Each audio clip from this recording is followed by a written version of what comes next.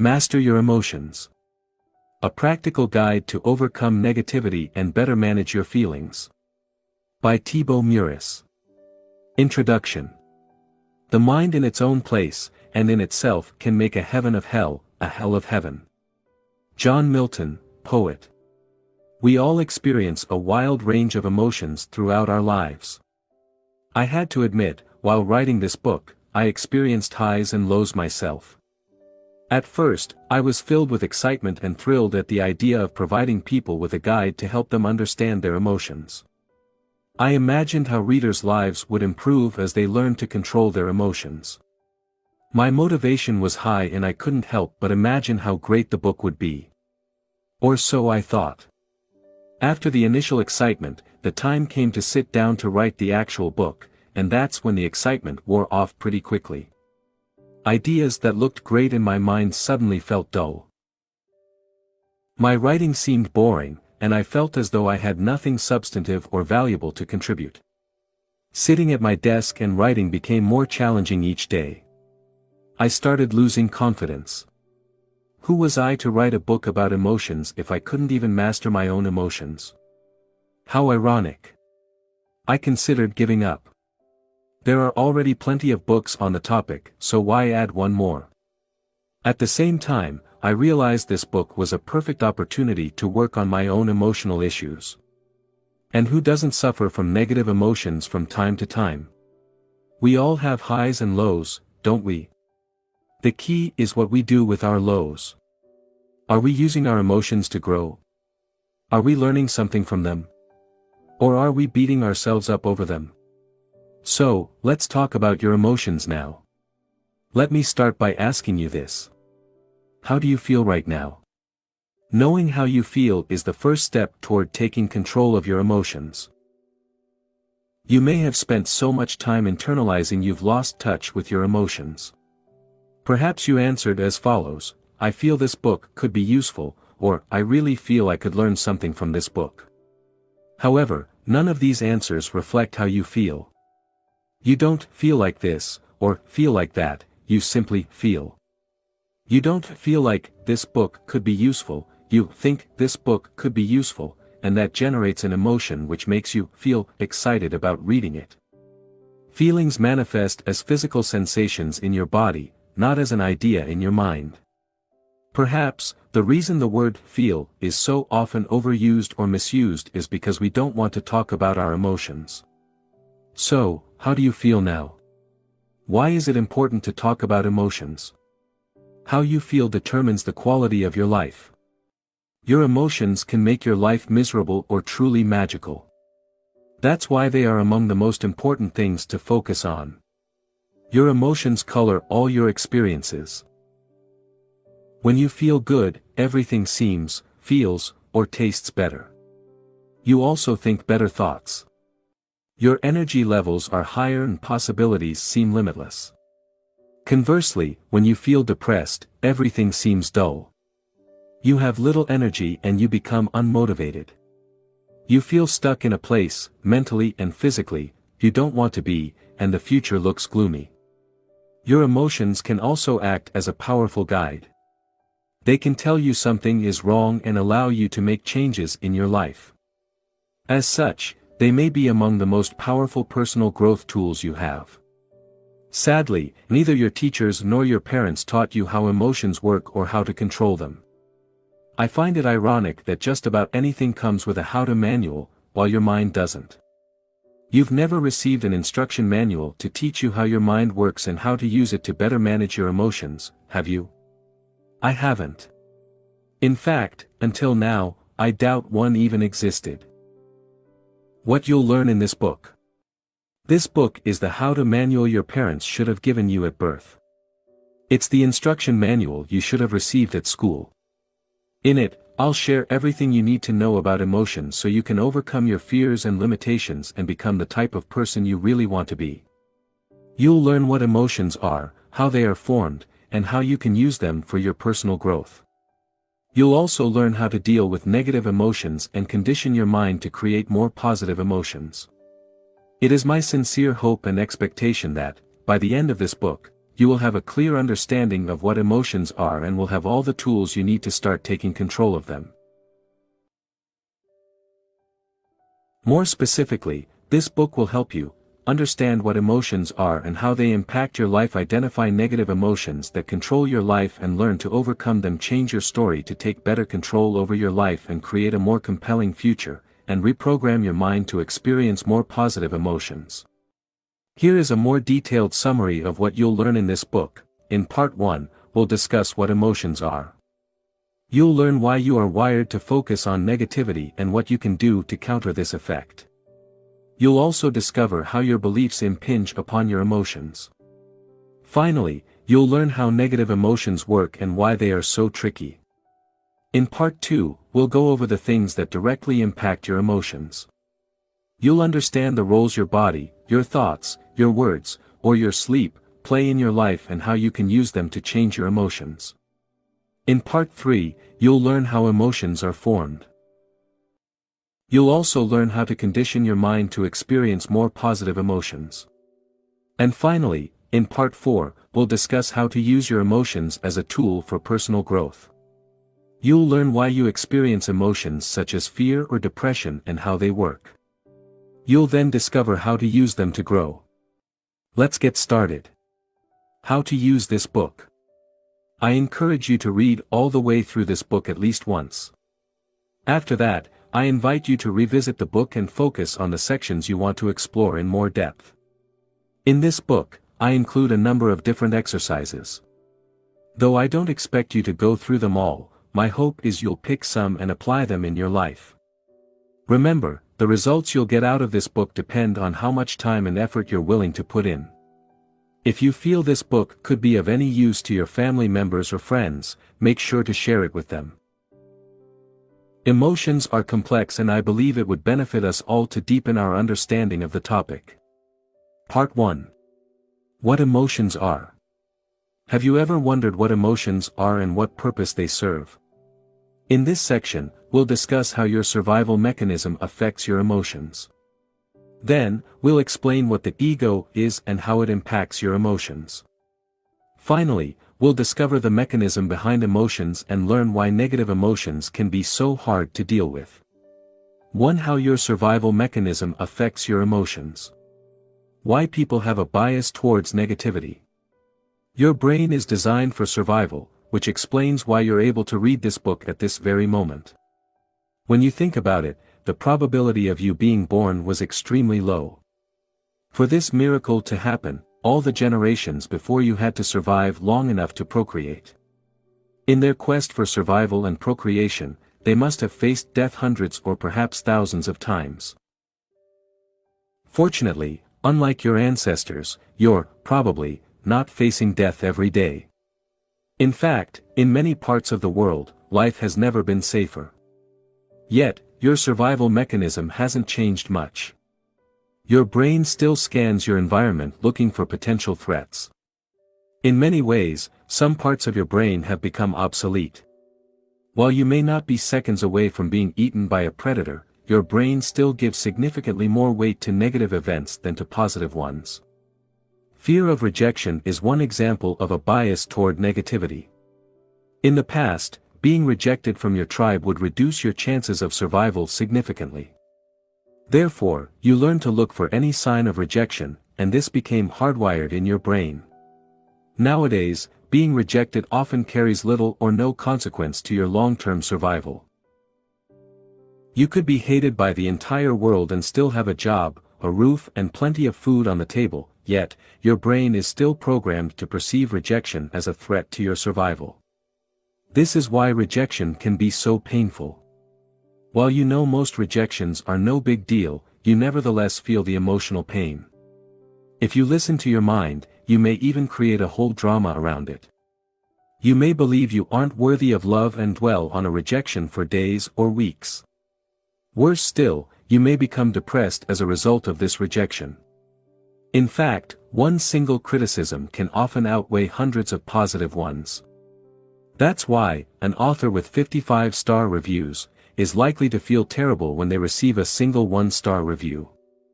While the author understands the one-star review isn't a threat to her survival, her authorial brain doesn't.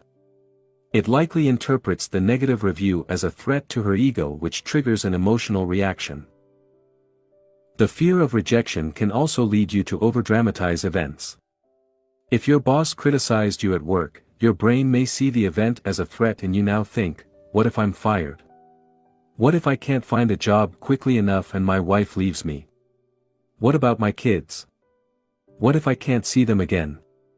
While you are fortunate to have such an effective survival mechanism, it is also your responsibility to separate real threats from imaginary ones. If you don't, you'll experience unnecessary pain and worry that will negatively impact the quality of your life. To overcome this bias towards negativity, you must reprogram your mind. One of a human being's greatest powers is our ability to use our thoughts to shape our reality and interpret events in a more empowering way.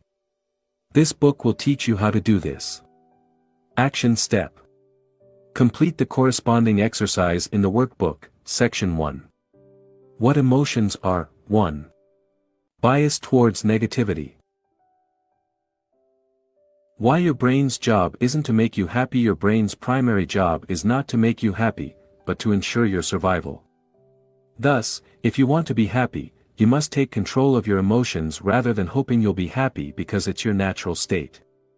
In the following section, we'll discuss what happiness is and how it works. How dopamine can mess with your happiness. Dopamine is a neurotransmitter which, among other functions, plays a major role in rewarding certain behaviors.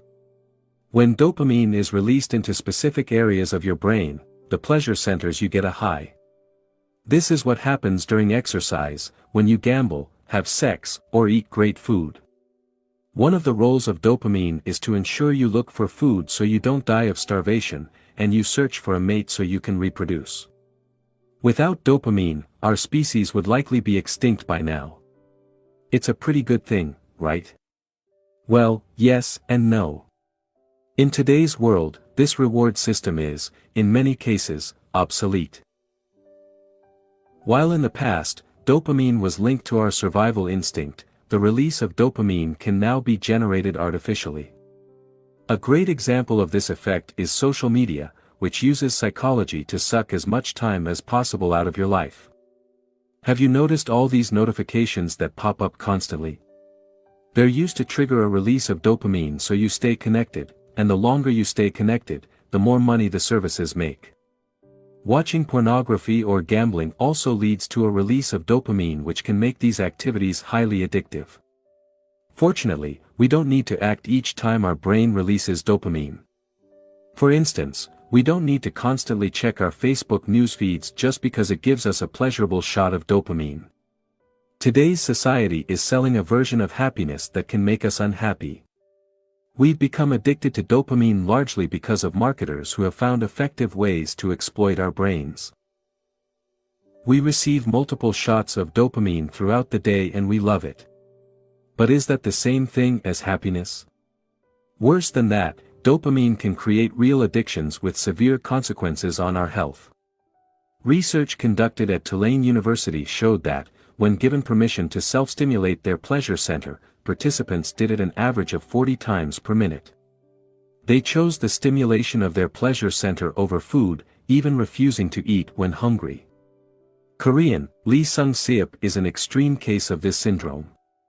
In 2005, Mr. Seop died after playing a video game for 58 hours straight with very little food or water, and no sleep.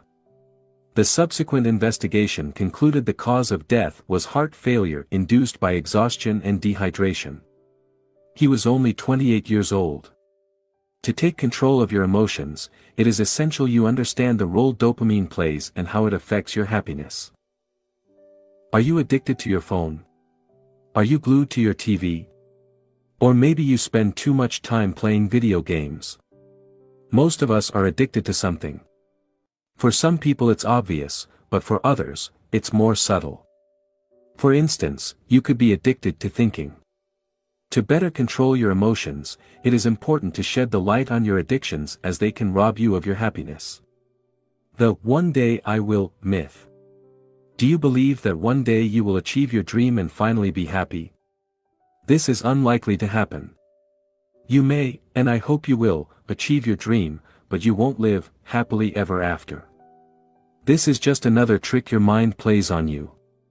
Your mind quickly acclimates to new situations, which is probably the result of evolution and our need to adapt continually in order to survive and reproduce. This is also probably why the new car or house you want will only make you happy for a while. Once the initial excitement wears off, you'll move on to crave the next exciting thing. This phenomenon is known as hedonic adaptation. How hedonic adaptation works. Let me share an interesting study that will likely change the way you see happiness. This study, which was conducted on lottery winners and paraplegics, was extremely eye-opening for me.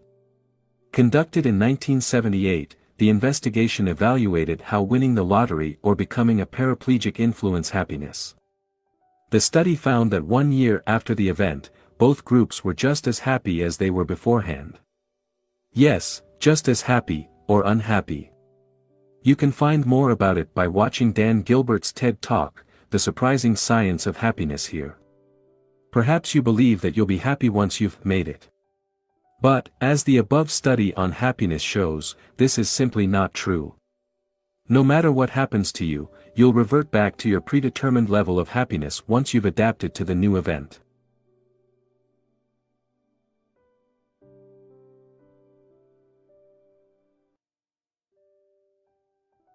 This is how your mind works. Does that mean you can't be happier than you are right now?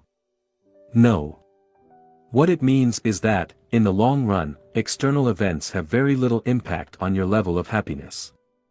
In fact, according to Sonia Lyubomirsky, author of The How of Happiness, 50% of our happiness is determined by genetics, 40% by internal factors, and only 10% by external factors. These external factors include such things as whether we're single or married, rich or poor, and similar social influences.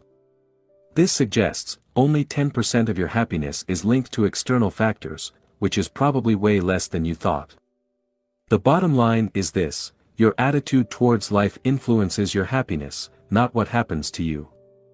By now, you understand how your survival mechanism impacts negatively your emotions and prevent you from experiencing more joy and happiness in your life. In the next section, we'll learn about the ego. Action step. Use the workbook to write down things that give you shots of dopamine. Section 1.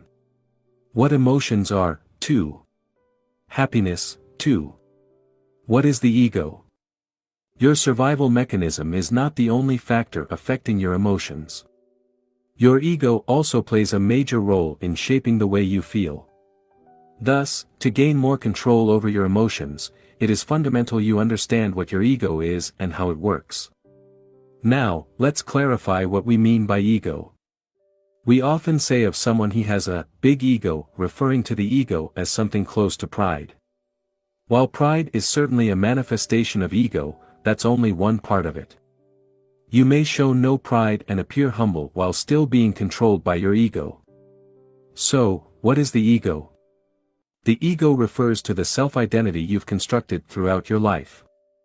How was this identity created?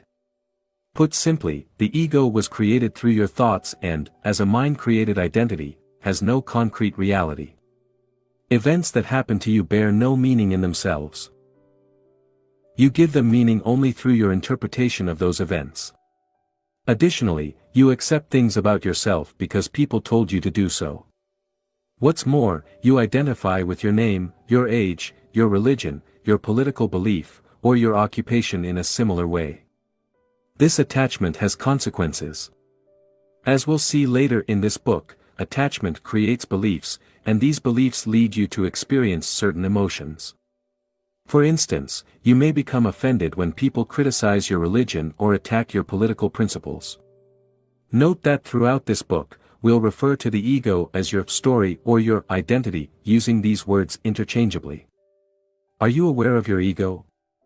Your understanding of the way your ego works depends on your level of self-awareness. People at the lowest level of consciousness are not even aware the ego exists and, as a result, are enslaved by it. On the other hand, highly self-conscious people can see through their ego.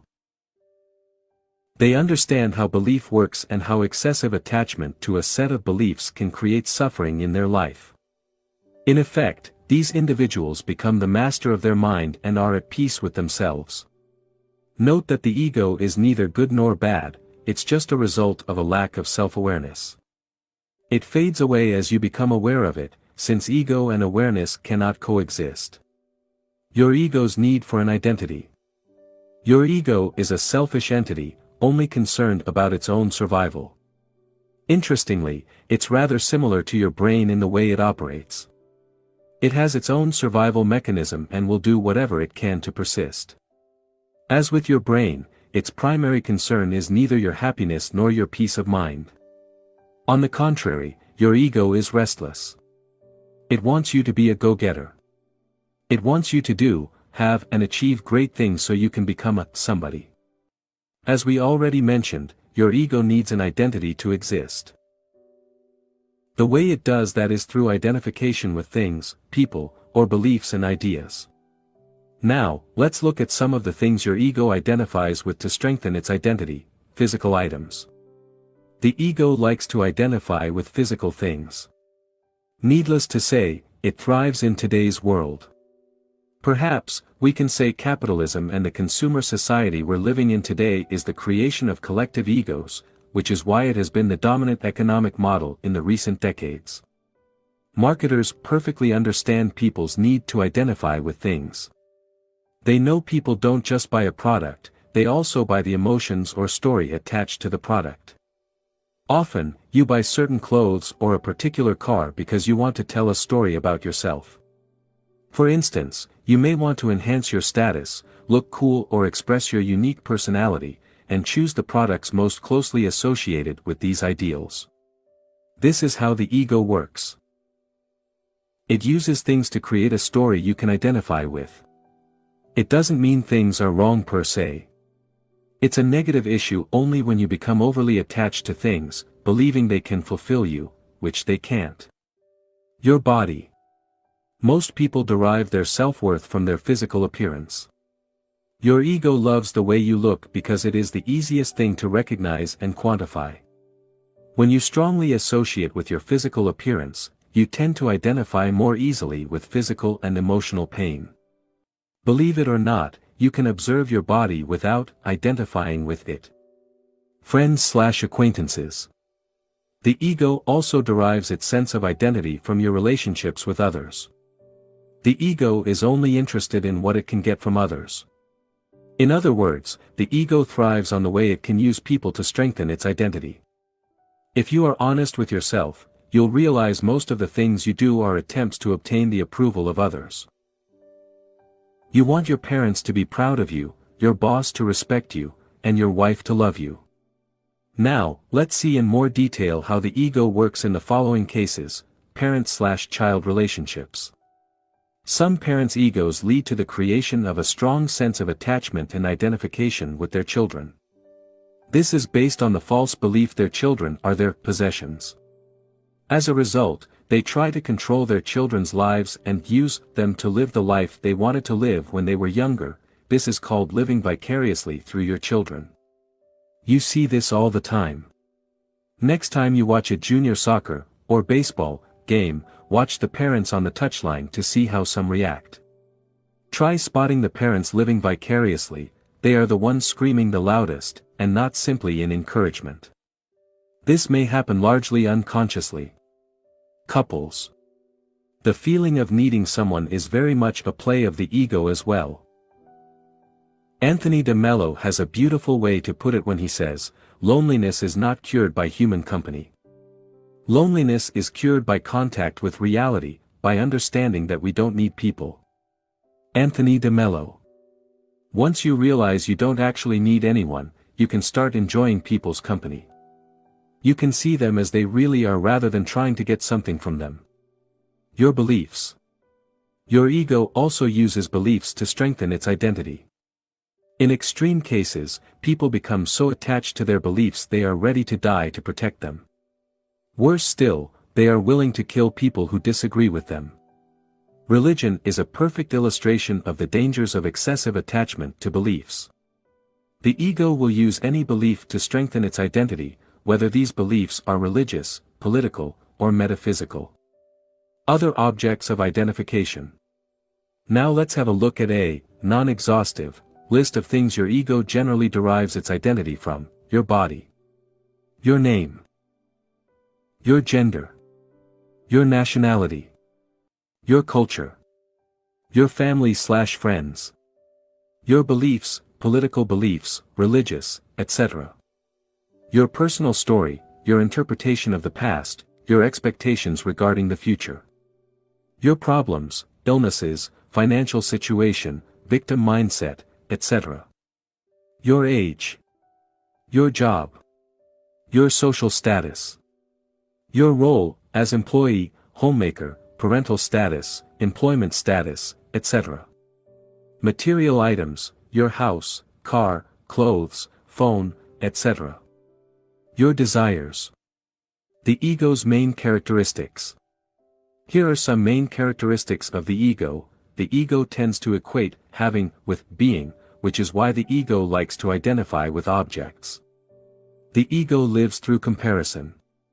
Your ego likes to compare itself with other egos. The ego is never satisfied. Your ego always wants more. More fame, more stuff, more recognition, and so on. The ego's sense of self-worth often depends on the worth you have in the eyes of others. Your ego needs the approval of other people to feel valued. The ego's need to feel superior. Your ego wants to feel superior to other egos. It wants to stand out and needs to create artificial separations to do that. Here are some stratagems it employs: enhancing its value through people. If you have smart/famous friends, your ego will associate with them to strengthen its identity. This is why some people love to tell others how smart, rich, or famous their friends are. Gossiping. People gossip because it makes them feel different and superior in some way. This is why some people like to put other people down and talk behind their back. It makes them, and everybody else in their gossiping group, feel superior. Manifesting an inferiority complex. This hides a desire to be better than others. Yes, even in this case, people want to feel superior. Manifesting a superiority complex. This hides the fear of not being good enough. Looking for fame. This offers the illusion of superiority, which is why people often dream of becoming famous. Being right. The ego loves to be right. It's a great way for it to affirm its existence. Have you noticed that everybody, from Adolf Hitler to Nelson Mandela, believe they're doing the right thing? Most people think they are correct. But can everybody be right? Complaining. When people complain, by definition they believe they are right and others are wrong. It works with objects as well. Have you ever bumped into a table and complained or even insulted it? I have, and the darn table was wrong to be in my way, wasn't it? Seeking attention. The ego likes to stand out. It loves recognition, praise, or admiration. To seek attention, people may also commit crimes, wear eccentric clothes, or have tattoos all over their body. Your ego's impact on your emotion. Understanding the way your ego works can help you better control your emotions. To do this, you must first realize your current story is the result of a strong identification with people, things, or ideas. This strong identification is the root of many of the negative emotions you experience in your life. For instance, when life doesn't unfold according to your personal story, you get upset, or when someone challenges one of your beliefs, you become defensive. In short, most of your emotions are based on your personal story and the way you perceive the world. As you replace your current story with a more empowering one, while, at the same time, letting go of your excessive attachment to things, people, or ideas, you will be able to experience more positive emotions. Later in this book, we'll see how you can change the way you interpret events. Action step. Take a few minutes to answer the questions in the workbook, Section 1. What emotions are? 3. The nature of the ego. 3. The nature of emotions. Emotions can be tricky. In this section, we'll discuss in depth how they work. By understanding the mechanism behind emotions, you'll be able to manage them more effectively as they arise. The first thing to understand is that emotions come and go. One moment you feel happy, the next you feel sad. While you do have some control over your emotions, you must also recognize their unpredictable nature. If you expect to be happy all the time, you set yourself up for failure. You then risk blaming yourself when you fail to be happy, or even worse, beat yourself up for it. To start taking control of your emotions, you must accept they are transient. You must learn to let them pass without feeling the need to identify strongly with them. You must allow yourself to feel sad without adding commentaries such as, "I shouldn't be sad," or "What's wrong with me?" Instead, you must allow reality to just be. No matter how mentally tough you are, you'll still experience sadness, grief or depression in your life, hopefully not at the same time, and not continually. At times, you'll feel disappointed, betrayed, insecure, resentful or ashamed. You'll doubt yourself and doubt your ability to be the person you want to be. But that's okay because emotions come, but, more importantly, they go. Your negative emotions are not bad or useless. You may blame yourself for experiencing negative emotions or, perhaps, you see yourself as mentally weak. You may even believe something is wrong with you. However, despite what your inner voice may say, your emotions aren't bad. Emotions are simply emotions. Nothing more. As such, being depressed doesn't make you less of a person than you were 3 weeks ago when you were happy. Feeling sad now doesn't mean you'll never be able to laugh again. Remember this: the way you interpret emotions, as well as the blame game you engage in, creates suffering, not the emotions themselves. In fact, negative emotions can actually be helpful. Sometimes, you need to touch rock bottom before you can reach the top. Even the toughest people on earth become depressed. Elon Musk never imagined he would have a mental breakdown, but he did, and he bounced back. After losing his fiancée, Abraham Lincoln was depressed for months. This tragic event didn't prevent him from becoming President of the United States. Negative emotions often serve a purpose. They may serve as a wake-up call. They may help you learn something positive about yourself. Of course, when you're under their spell, it may be difficult to look at the bright side of things, but in hindsight, you may realize emotions, even sad ones, had their role to play in your ultimate success. The positive role of negative emotions. Your emotions are not here to make your life harder, but to tell you something. Without them, you wouldn't grow. Think of your negative emotions as the emotional equivalent of physical pain. While you hate being in pain, if you didn't have pain, chances are you would be dead by now. Physical pain sends a powerful signal that something is wrong, nudging you to take action of some kind. It could be to consult your doctor, which may lead you to undergo surgery, change your diet, or increase exercise. Without physical pain, you wouldn't do any of these things and your situation would worsen, potentially leading to a premature death. Emotions work the same way. They signal you to do something about your current situation. Perhaps, you need to let go of some people, quit your job, or remove a disempowering story that creates suffering in your life. The fleeting nature of emotions. No matter how depressed you are, how much grief you're experiencing, or how horrible you feel at a given point in time, this shall pass. Look at some of the negative emotions you experienced in the past.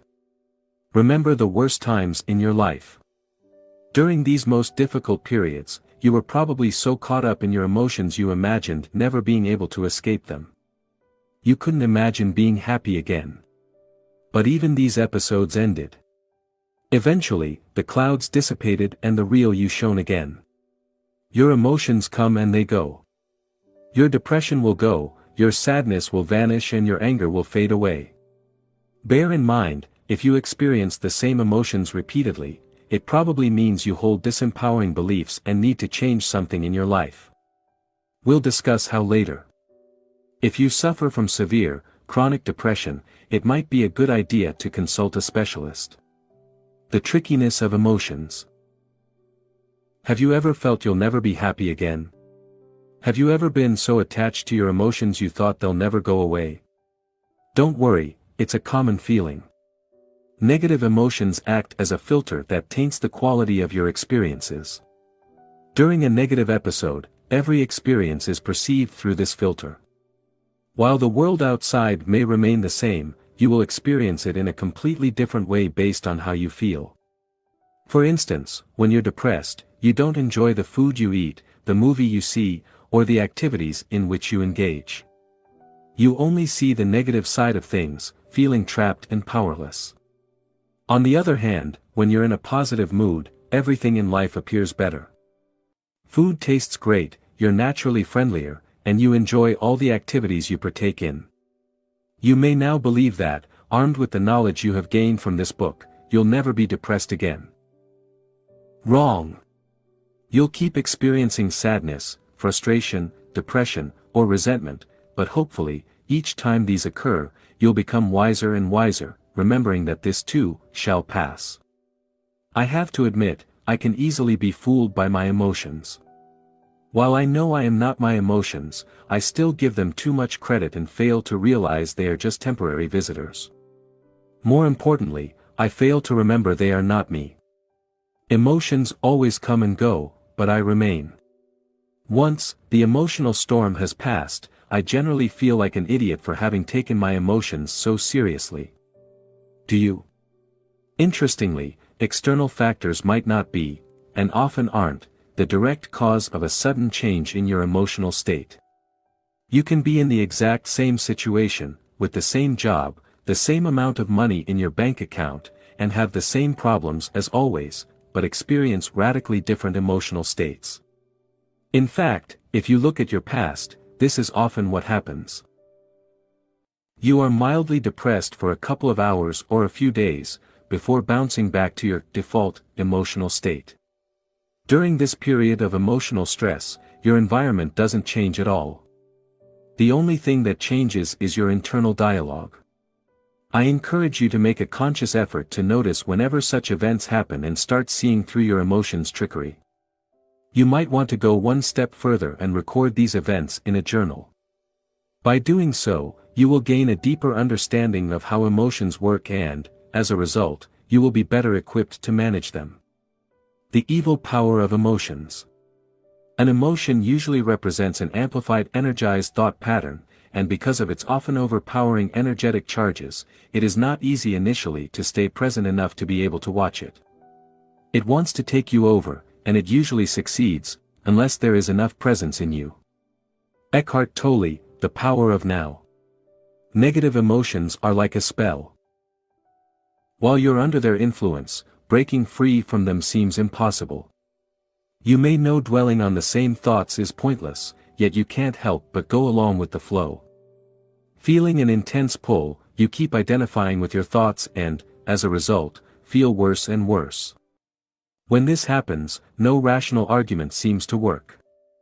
The more these emotions fit your personal story, the stronger the pull becomes. For instance, if you believe you aren't good enough, you may experience negative emotions such as guilt or shame each time you judge what you do is not good enough. Because you've experienced these emotions so many times before, they have become an automatic response. For more information on how the identification with emotions works, refers to the section Identification. The filtering power of emotions. Your emotional state can drastically affect your outlook on life, leading you to act and behave differently. When you're in a positive state, you have more energy available. This gives you more confidence in everything you do. An openness to consider new actions that could improve your life. The ability to leave or break out of your comfort zone, more emotional room to persevere during tough times, better ideas and enhanced creativity, and easy access to positive emotions within the same emotional range. When you're in a negative state of mind, you have less energy available, giving you a lack of confidence that affects everything you do, a lack of motivation that reduces the scope of actions you're willing to take. A reluctance to take on new challenges and leave your comfort zone. A reduced ability to persevere in face of setbacks, and a propensity to attract negative thoughts within the same emotional range. Let's have a look at a real example. Real-life example. Let me share with you a real example from my own life. Both cases happened under the same external conditions. The only difference was my emotional state at the time. Case 1, feeling excited about my online business, more confidence in everything I do, I feel as though my ideas are good. I'm excited to work on my books and eager to write articles. I am open to sharing my work and promoting it. An openness to consider new courses of action, I am open to new ideas or to work on a new project. I can think of ways to collaborate with other authors and start building a new coaching program to offer my audience. The ability to get out of my comfort zone, it becomes easier for me to push myself beyond my comfort zone. I may contact people I don't know, or run Facebook Lives for instance. More emotional room to persevere, I stick to my projects even when I lack motivation. Better ideas and enhanced creativity, I am open to new ideas. I might come up with new ideas for books, articles or other creative projects. Easy access to more positive emotions, I attract more positive emotions. At the same time, my mind rejects negative thoughts more easily, by refusing to identify with them. Case 2, feeling mildly depressed due to my lack of results, a lack of confidence, I start doubting myself and all the projects I'm currently working on. Suddenly, everything I do becomes useless or not good enough. Thoughts like, what's the point, I'm not going to make it, or I'm stupid, cross my mind. Needless to say, promoting myself becomes a major challenge. A lack of motivation, I don't feel like doing anything. I'm attacked by, and am unable to escape, negative thoughts. I have the same negative thoughts again and again, which repeat like a broken record. They seem so real and taint all my experiences. A difficulty to take on new challenges, I have little energy left over to leave my comfort and undertake challenging projects. A reduced ability to persevere, I have difficulty finishing tasks and I procrastinate over tasks I should be working on. A propensity to attract negative thoughts, I attract more and more negative thoughts. Although these thoughts may have been crossing my mind before, now they stick fast. By identifying with these thoughts, I generate more negative emotions. Both cases happened only a few days apart. The external environment was the exact same, but my emotional state was radically different and led me to take different actions. The magnetic power of emotions. Your emotions act like magnets. They attract thoughts on the same wave. That's why, when you're in a negative state, you easily attract other negative thoughts, and by latching onto these thoughts you make the situation worse. As Eckhart Tolle wrote in The Power of Now, often, a vicious circle builds up between your thinking and the emotion, they feed each other. The thought pattern creates a magnified reflection of itself in the form of an emotion, and the vibrational frequency of the emotion keeps feeding the original thought pattern. Eckhart Tolle. Now, let's see what you can do to break free from that magnetic power. Breaking the magnetic power of emotions. Let's say you have a bad day at work and you're in a terrible mood. The negative state you're in causes you to attract more negative thoughts. Suddenly, you fixate on the fact you're still single at 30 and start beating yourself up over it. Then, you blame yourself for being overweight. You also remember you have to go to the office the following Saturday, which reminds you how much your job sucks. Do you see how much easier it is to attract negative thoughts when you're feeling low? To prevent this from happening, it is essential you remove the habit of clustering negative thoughts together. Real-life example, I have knee problems, which prevents me from practicing many sports. Since I've always loved sports, these injuries have been a source of emotional pain. Fortunately, I seldom feel pain in my knees, but when I do, it can trigger negative emotions. One day, as I was observing my thought process, we all have different hobbies, haven't we? I realized experiencing pain in my knees negatively affected my mood, triggering more negative emotions in a negative feedback loop. The pain would cause me to focus on all the things that were going wrong, from my work to my personal life. As a result, I would experience negative emotions for hours, or even days. The point I'm making is, no matter how great your life is, if you spend most of your time focusing on your problems, you'll become depressed. Thus, to reduce negative emotions, you must learn to compartmentalize your issues. Don't let your mind overdramatize things by clustering unrelated issues. It will only make you feel worse. Instead, remember that negative emotions exist only in your mind. Taken separately, most of your issues aren't such a big deal, and there is no rule that says you have to solve them all at once. Start noticing how you feel. Record your negative emotions.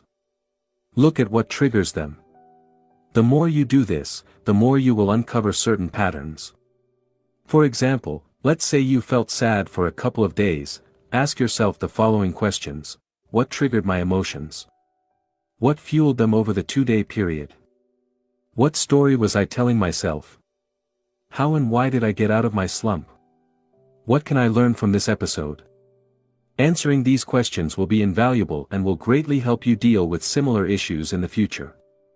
Your emotional accessibility. We previously saw you attract thoughts that matched your emotional state. The opposite is also true. You can't attract thoughts that are out of sync with how you feel at any given time. Even if you tried to think positive thoughts, your mind wouldn't be receptive to them.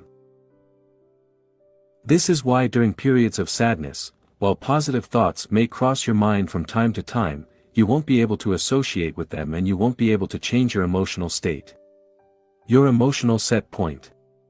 Have you ever been told to cheer up when you were grieving, or express gratitude when you were depressed? Did it help? It probably didn't.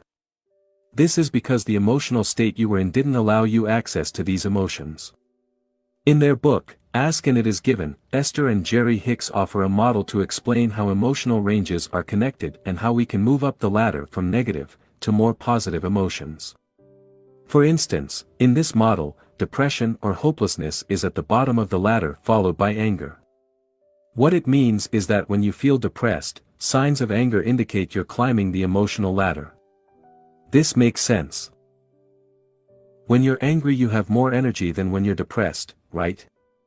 Recently, after being depressed for a while, I experienced feelings of anger. For some reason, I got tired of the stories and excuses running through my mind, and I used the anger as a fuel to complete the tasks I had been avoiding. As a result, I was able to create momentum and climb the emotional ladder. Whenever you experience negative emotions, watch for emotions that give you more energy.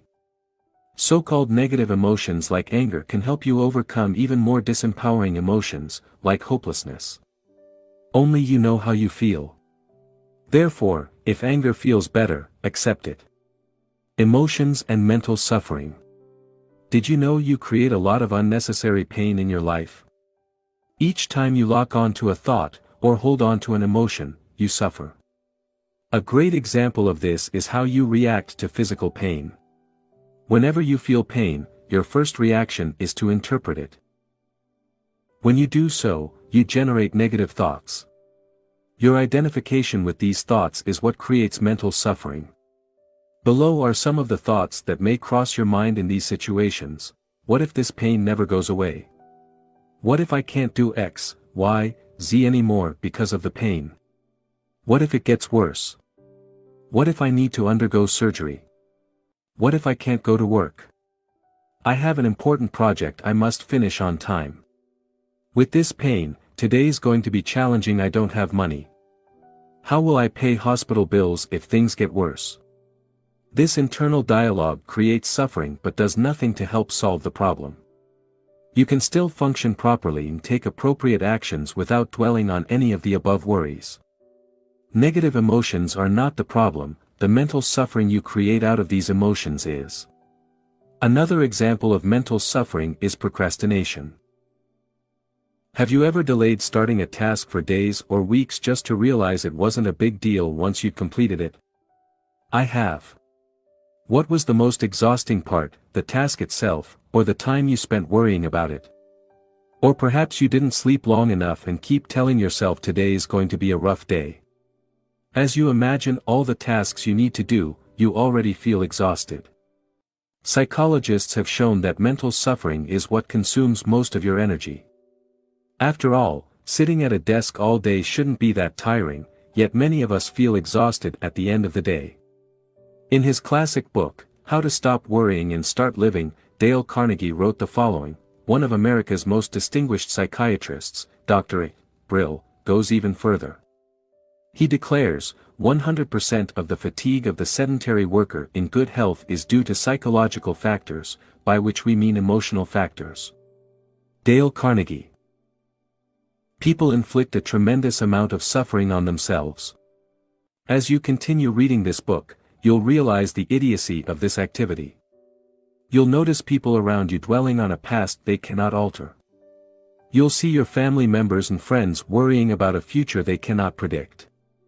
You'll witness people having the same repeated thoughts, running in circles to fight a problem that exists only in their mind.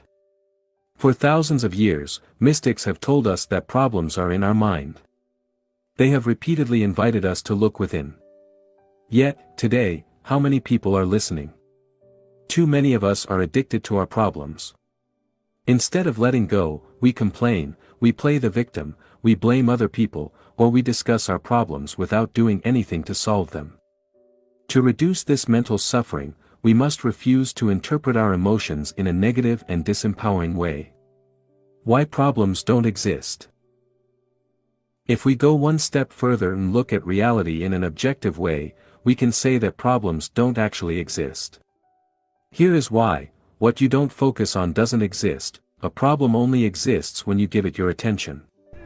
From your mind's perspective, what you don't give any thought to doesn't exist. Let's take a hypothetical example. Imagine you lost your legs. If you accept that fact immediately and refuse to give it any thought, there will be no problem and thus, no mental suffering. You would simply be living in reality. Of course, that's usually not what happens. A problem exists only in time, a problem can only exist in the past or in the future. And where do the past and future exist? In your mind. To acknowledge a problem, you must use your thoughts, and thoughts exist in time, not in the present moment. A problem needs to be labeled as a problem to actually exist. A problem exists only when you interpret a situation as being a problem. Otherwise, there is no problem. This concept may be hard to grasp at first, but it's a key theory. In the next section, we'll look at the different components affecting your emotions.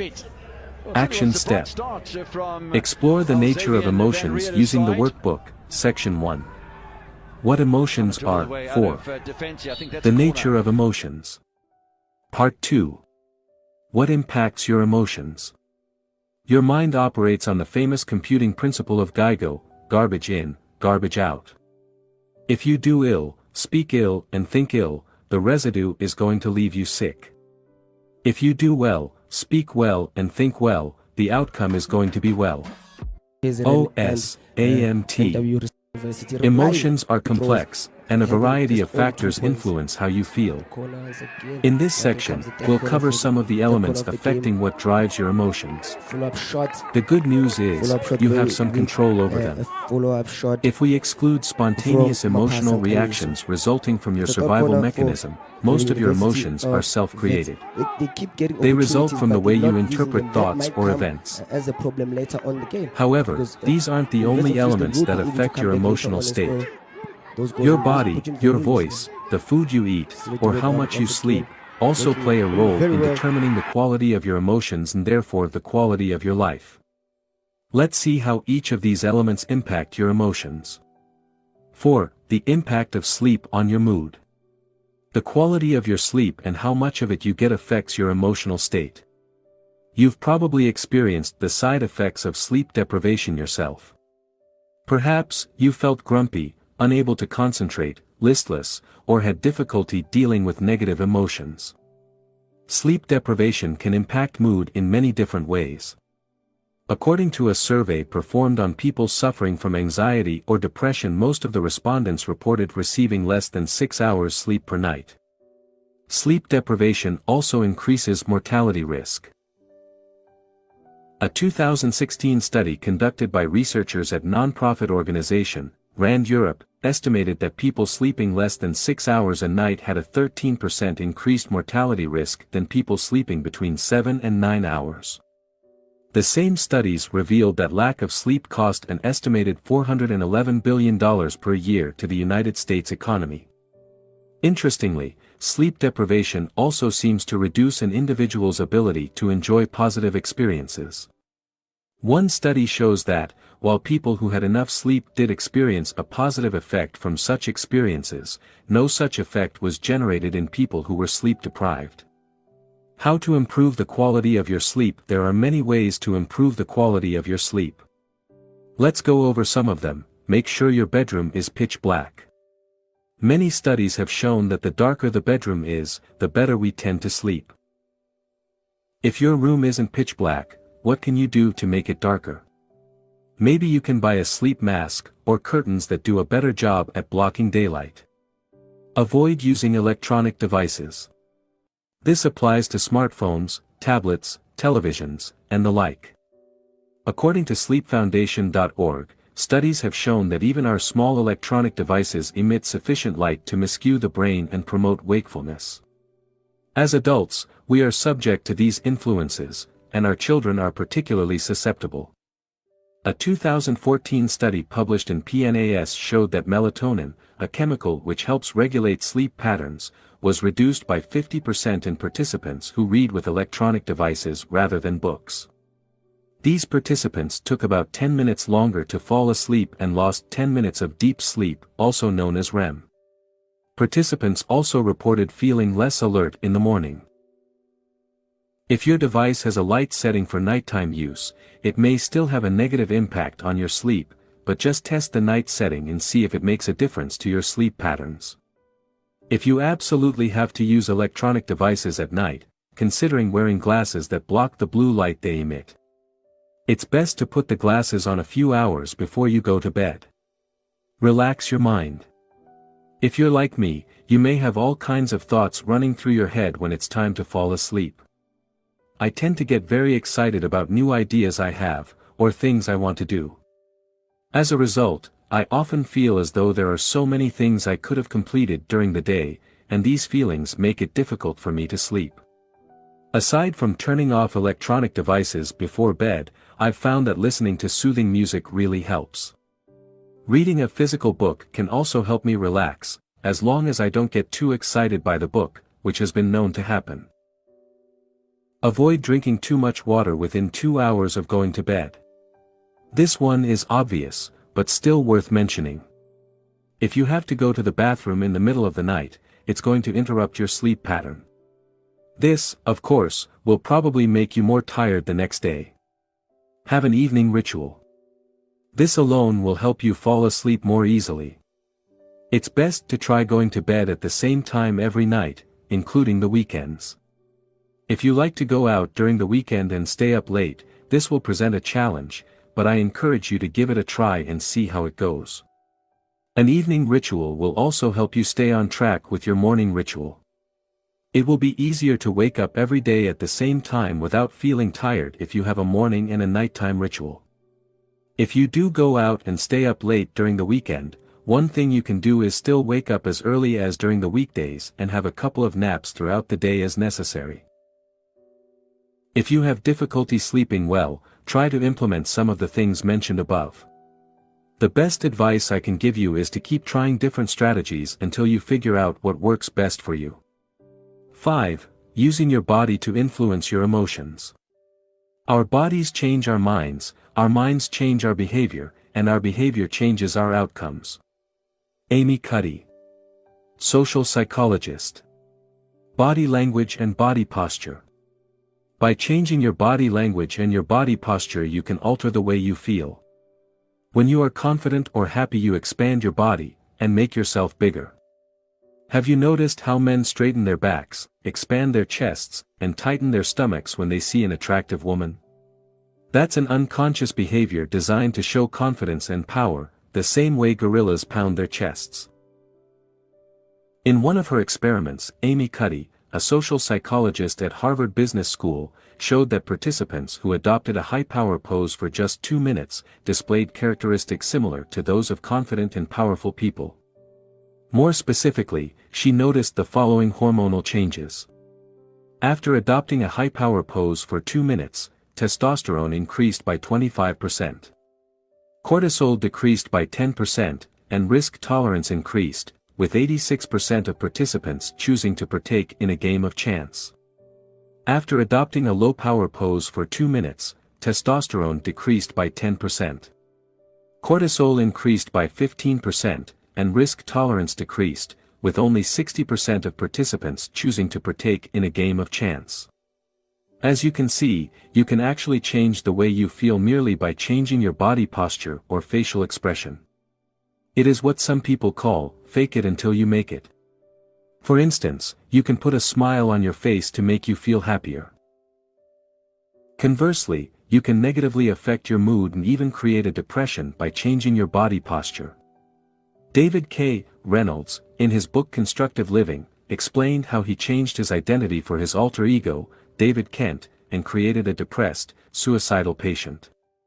The goal was to be accepted as an anonymous patient into various psychiatric facilities to assess them from the inside. Note that he wasn't simulating depression, he was actually depressed. Psychological tests proved it. Here is how he created depression.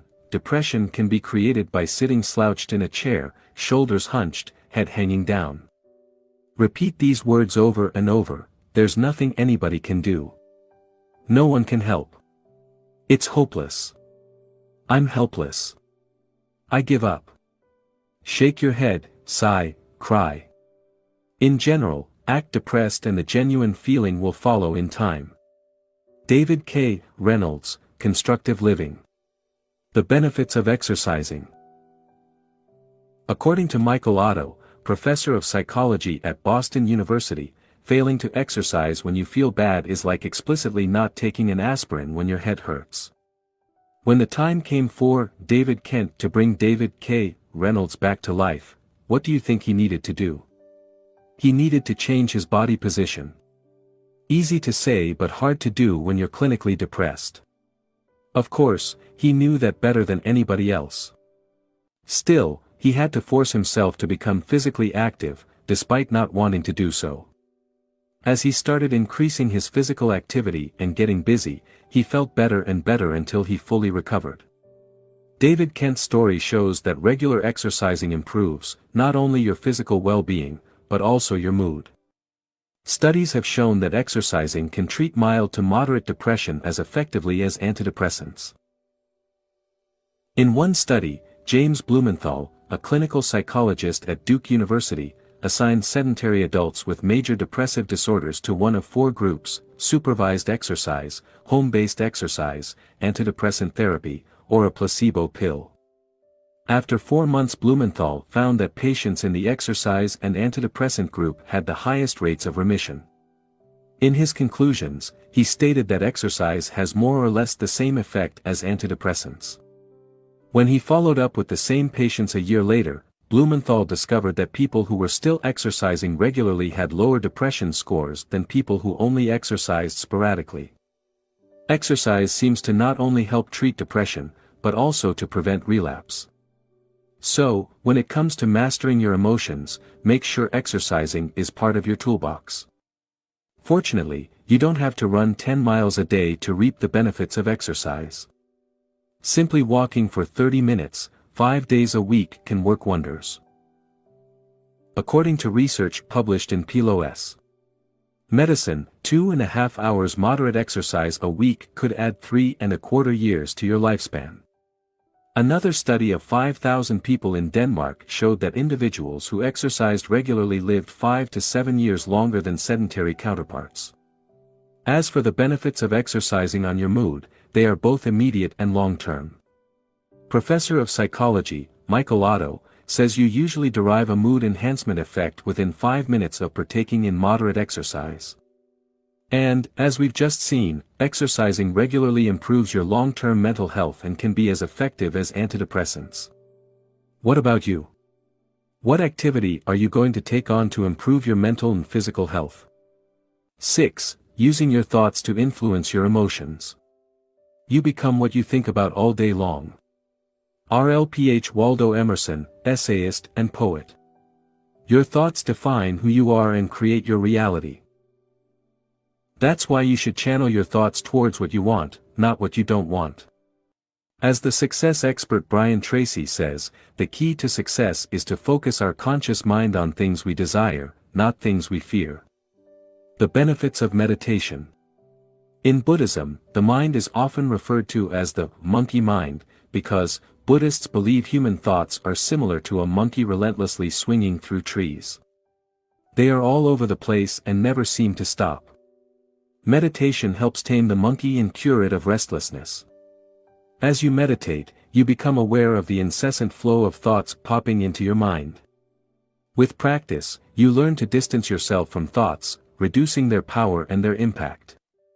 As a result, you'll experience less negative emotions and feel more at peace. The benefits of visualization. Did you know your subconscious can't clearly distinguish real experiences from fake ones? This means you can trick your mind by simulating desired experiences through visualization. The more details you visualize, the more your brain will interpret the experience as real. By using visualization to elicit positive feelings such as gratitude, excitement, or joy, you can condition your mind to experience more positive emotions, as we'll see in more depth in the section, Conditioning Your Mind. 7. Using your words to influence your emotions. Your words have more impact on your thoughts and behaviors than you might realize. Because your thoughts, words, and behaviors are all interconnected, they influence each other. For instance, when you lack confidence, you use certain words such as, I'll try, I hope, or I wish. Conversely, using specific words can make you feel less confident. This also means you can boost your confidence by using certain words such as, I will.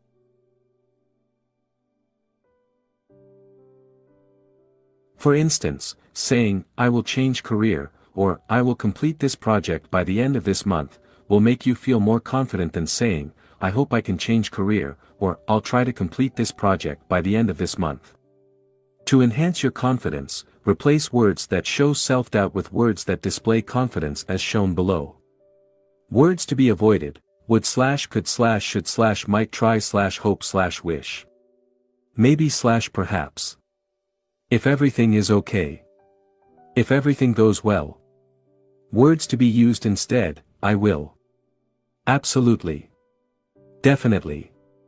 Of course. Sure. Certainly. Obviously. Without any doubt. No problem. The power of positive affirmations. Positive affirmations are sentences you repeat to yourself on a regular basis until your subconscious mind accepts them as true.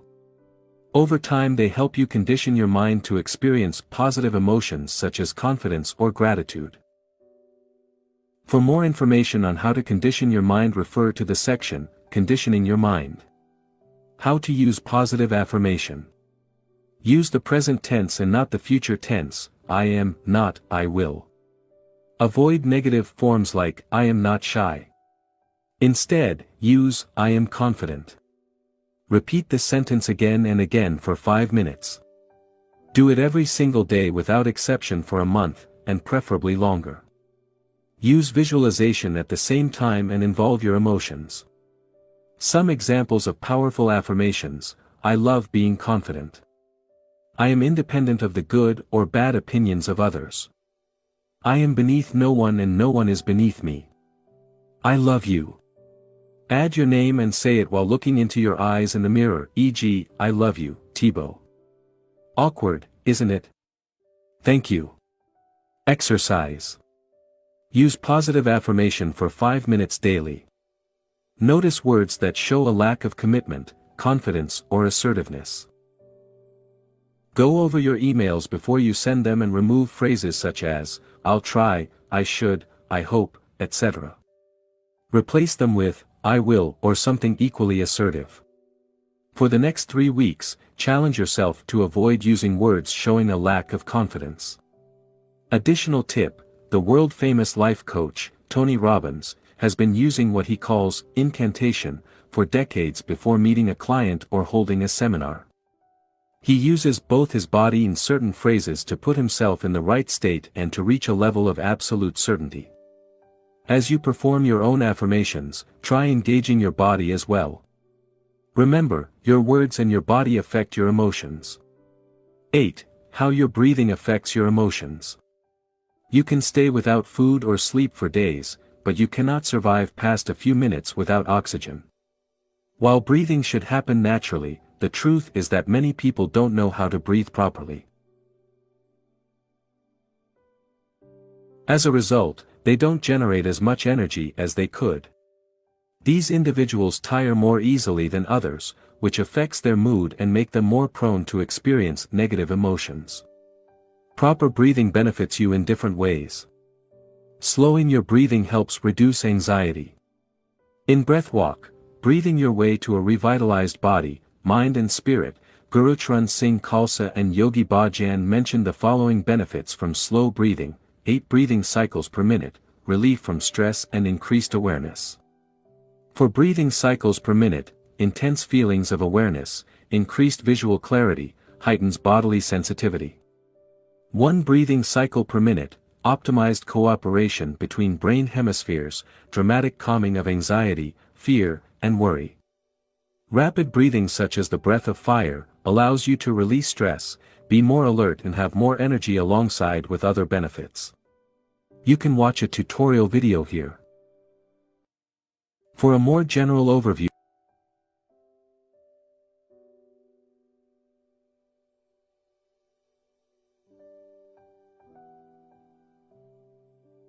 on how to breathe properly, I invite you to watch the video here. For more on how to use breathing to change your mood, you can refer to Breath Walk, Breathing Your Way to a Revitalized Body, Mind and Spirit, or search out other books on breathing. 9. How your environment affects your emotions. Your environment also influences the way you feel. By environment, I mean everything around you can affect you in some way. It could be people you hang out with, TV shows you watch, or the place you live. For instance, negative relatives may drag you down, while a messy desk may be demotivating. I've noticed that when I feel demotivated, decluttering my desk, cleaning my room, or reorganizing files on my computer often gives me a boost of motivation. For more on how you can use your environment to change your emotions, see the section, Changing Your Environment. 10. How music affects your emotions. We all know music affects our mood. Who hasn't listened to Rocky's song while working out? For instance, music can help you relax when you're tired, motivate you when you're in a slump, help you persevere when you're at the gym, help you access feelings of gratitude, and put you in a positive mood state. Some studies have shown that listening to positive music can help people boost their mood. In a study conducted in 2012, participants reported higher positive mood after listening to a positive song for just 12 minutes, 5 times, over a 2-week period. Interestingly, it only worked with participants who were told to make an effort to boost their mood. Other participants didn't report such mood improvement. Another study conducted in 2014 showed that music can help reduce negative mood and boost self-esteem as indicated below. Specifically, the most significant results of the music interventions on the psychological side can be identified in the aspects more closely related to mood, especially in the reduction of the depressive and anxieties component, and in the improvement of the emotional expression, communication and interpersonal skills, self-esteem and quality of life.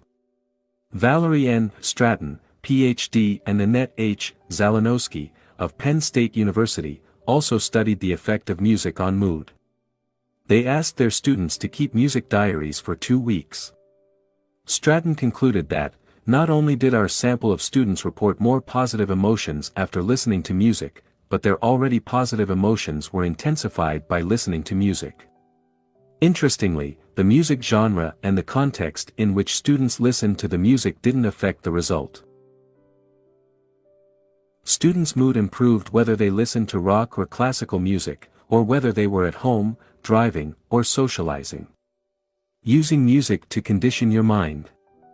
You can go one step further and use the power of music to condition your mind by creating playlists tailored to your emotional needs. Building playlists is time-consuming, but well worth the effort.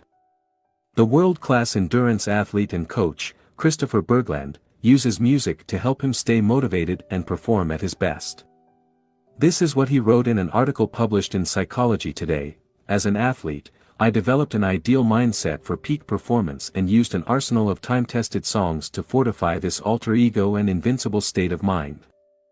During my training and races it became obvious that even in really horrible weather conditions, or when I was physically suffering, that I could use music, and my imagination, to create a parallel universe that had little to do with reality. I used music to stay optimistic and see the glass as perpetually half full while doing ultra-endurance races. You can use music as a tool when you work out or in your daily life the same way. Christopher also enjoys listening to specific songs before a big interview or when he does public speaking. Personally, I like to listen to songs that make me feel grateful. What about you? How can you use music to improve your mood? Exercise. Experiment with different types of music. Experiment with different types of music and see how you can use them to boost your mood. For instance, you could use music to help you meditate, work out, or do your homework. As you do so, keep the following points in mind. Everybody is different. Don't listen to a song because it's popular. Listen to it because it makes you feel the way you want to feel. We all have different musical tastes. The only thing that matters is how you feel when you listen to music. Keep experimenting, listen to different types of music and see how they make you feel. Are you inspired? Motivated? Happy? Relaxed? Start creating playlists for specific moods you want to experience. Action step. Use the workbook to design new strategies to better take control of your emotions. Section 2. What impact your emotions? Part 3. How to change your emotions. The mind always seeks to deny the now and to escape from it. In other words, the more you are identified with your mind, the more you suffer. Or you may put it like this: the more you are able to honor and accept the now, the more you are free of pain, of suffering, and free of the egoic mind. Eckhart Tolle, The Power or Now. In this section, we'll explore how you can deal with negative emotions and condition your mind to experience more positive ones. First, we'll discuss how emotions are formed. Then, we'll discuss the benefit of positive thinking and how to use it to condition your mind. After that, we'll see why positive thinking isn't enough and what else you can do to deal with negative emotions. More specifically, you'll learn how to let go of your emotions. How to change your story and create a more empowering one. How to condition your mind. How to use your behaviors to change your emotions, and how to modify your environment to reduce negative emotions. Finally, I'll share with you a list of short-term and long-term strategies you can use to better deal with negative emotions. Let's get started. 11. How emotions are formed. When a thought emerges on the canvas of your mind, if you don't drop it, its pursuit will either take the form of a desire or an emotion, positive or negative. O.M. Swami, A Million Thoughts. Few people know how emotions are formed. While we experience them all day long, we seldom, if ever, take time to understand why we are feeling certain emotions and how they came into existence. First, let's differentiate two types of negative emotions.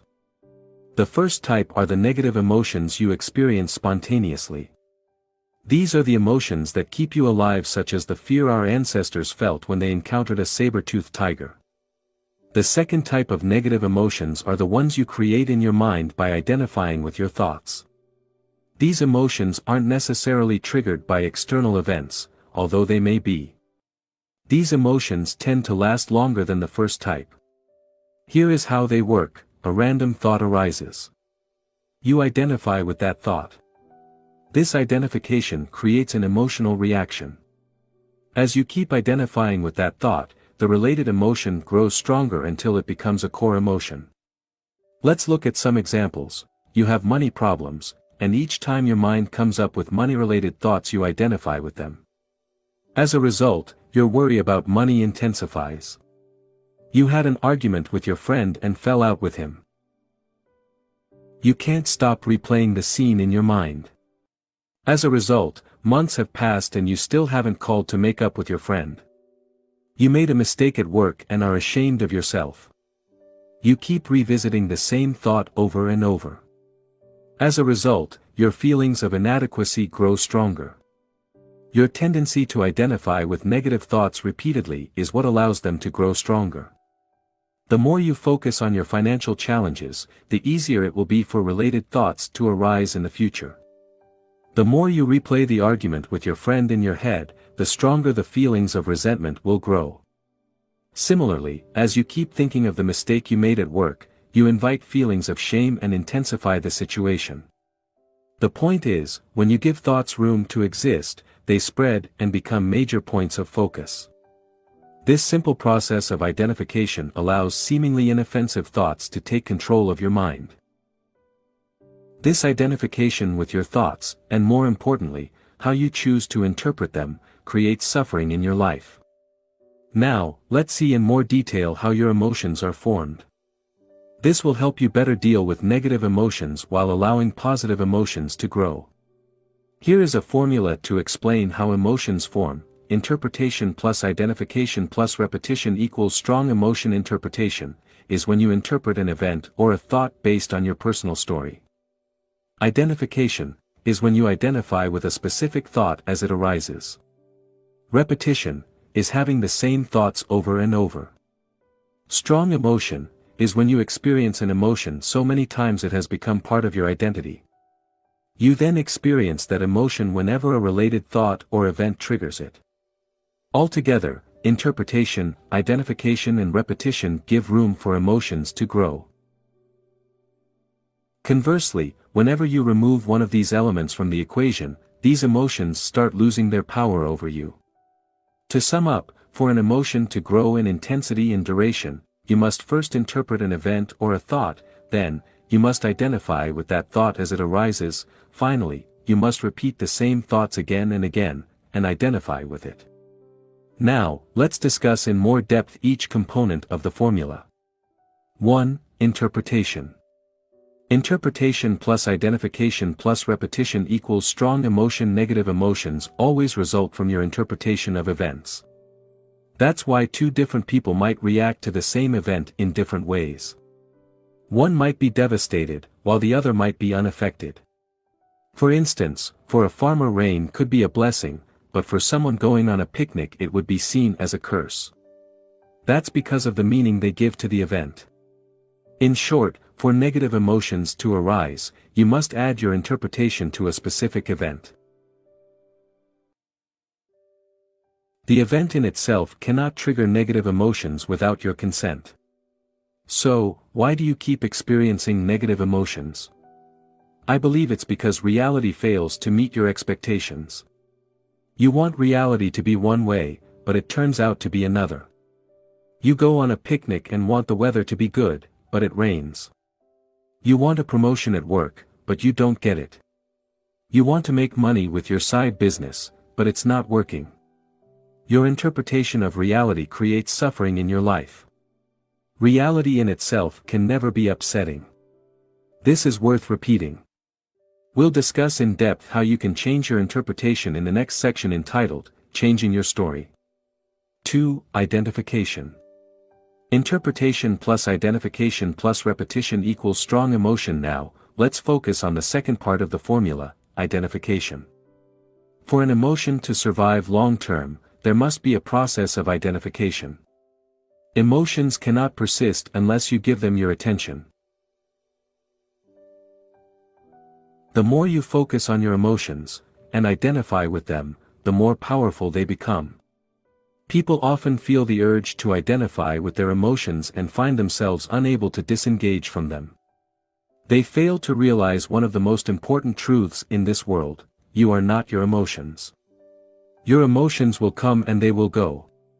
So, when you catch yourself saying, "I'm sad," remember you are incorrect. Nobody has ever been sad, because your emotions are not who you are. They can appear to be you, but they will soon disappear, like clouds in the sky. Think of yourself as the sun, and the sun is always there whether or not you perceive it, whether or not it's hidden by the cloud. You are not your emotions. You are not sad, you merely experience feelings that you may call sadness at a given point in time. This is an important point. I hope you can see the difference. Another way to see your emotions is as the clothes you wear. What emotional clothes are you wearing right now? Are they clothes of excitement? Depression? Sadness? Bear in mind, tomorrow, or a week from now, you will likely be wearing different clothes. How long you wear your clothes, your emotions, depends on how much you love them, i.e., how much you're attached to your emotions. An emotion in itself is powerless. What gives it power is your conscious or unconscious identification with it. That's why an emotion given no attention will eventually fade away. Try the following exercise: whenever you're angry, get busy with any activity requiring your full attention. You'll see your anger quickly dissipate. Conversely, keep dwelling on the feelings of anger, and you'll see it grow until it becomes one of your major emotional states. 3. Repetition. Interpretation plus identification plus repetition equals strong emotion. We've seen that the way you interpret an event or a thought determines how you feel.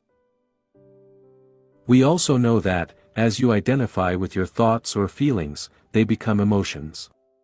Now, if you keep repeating that process, you'll condition your mind to experience these specific emotions, positive or negative. For instance, if you focus your attention on what you believe your friend did to you, feelings of resentment will grow. As a result, you could hold a grudge for months. People often do this.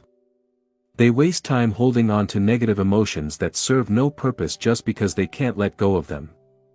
Conversely, if you disengage from your thoughts of resentment and simply observe them, over time they will lose power and the associated resentment will fade away.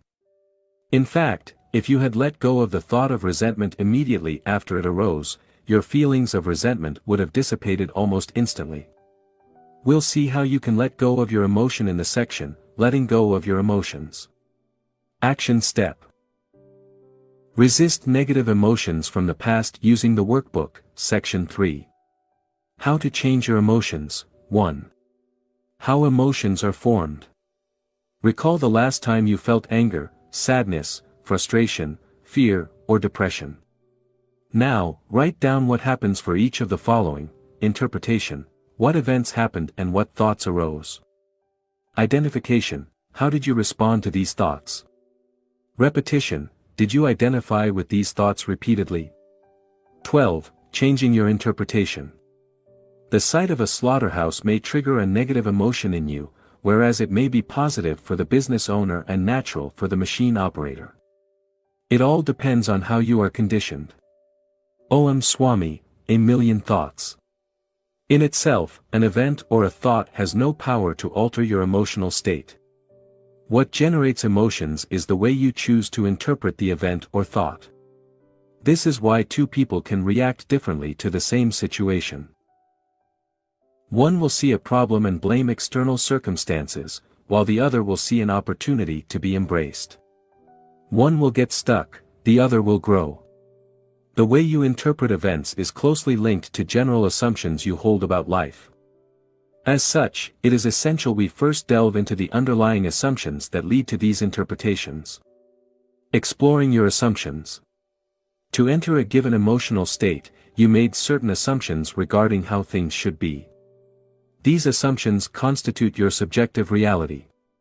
Because you're convinced they are true, you don't question them.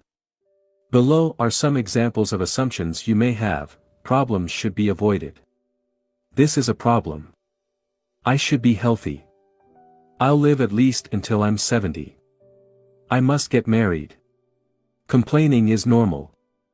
There is nothing wrong with dwelling on the past. I need to worry about the future, and/or. Now, let's look at each one of these assumptions. Problems should be avoided. Many people want to get rid of their problems. But what if you can't, and what if you don't need to? For sure, some people have better problems than others, but everybody has problems. What if the assumption that you shouldn't have any problems is wrong? What if you need to learn how to dance in the rain and make the most of your problems? What if problems are just challenges to be overcome, and part of life? This is a problem. What if this thing you label as a problem is actually not a problem? What if it doesn't matter as much as you think? What if it's an opportunity in disguise? And how could you make it so? I should be healthy. We tend to take our health for granted, but we cannot guarantee we won't get sick tomorrow. What if your health is a blessing and not necessarily the default position? Wouldn't that make you think of your health in a different way?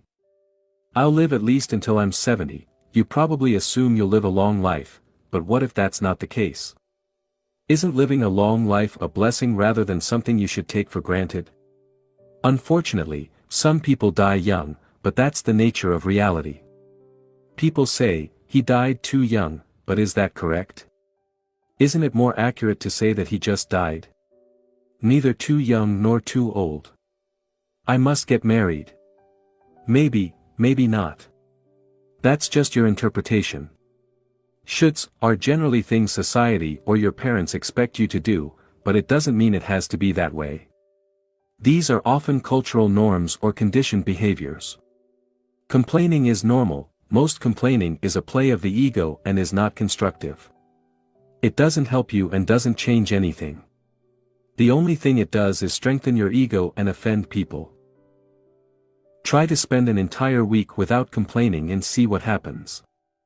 There is nothing wrong with dwelling on the past. You probably spend too much time dwelling on the past.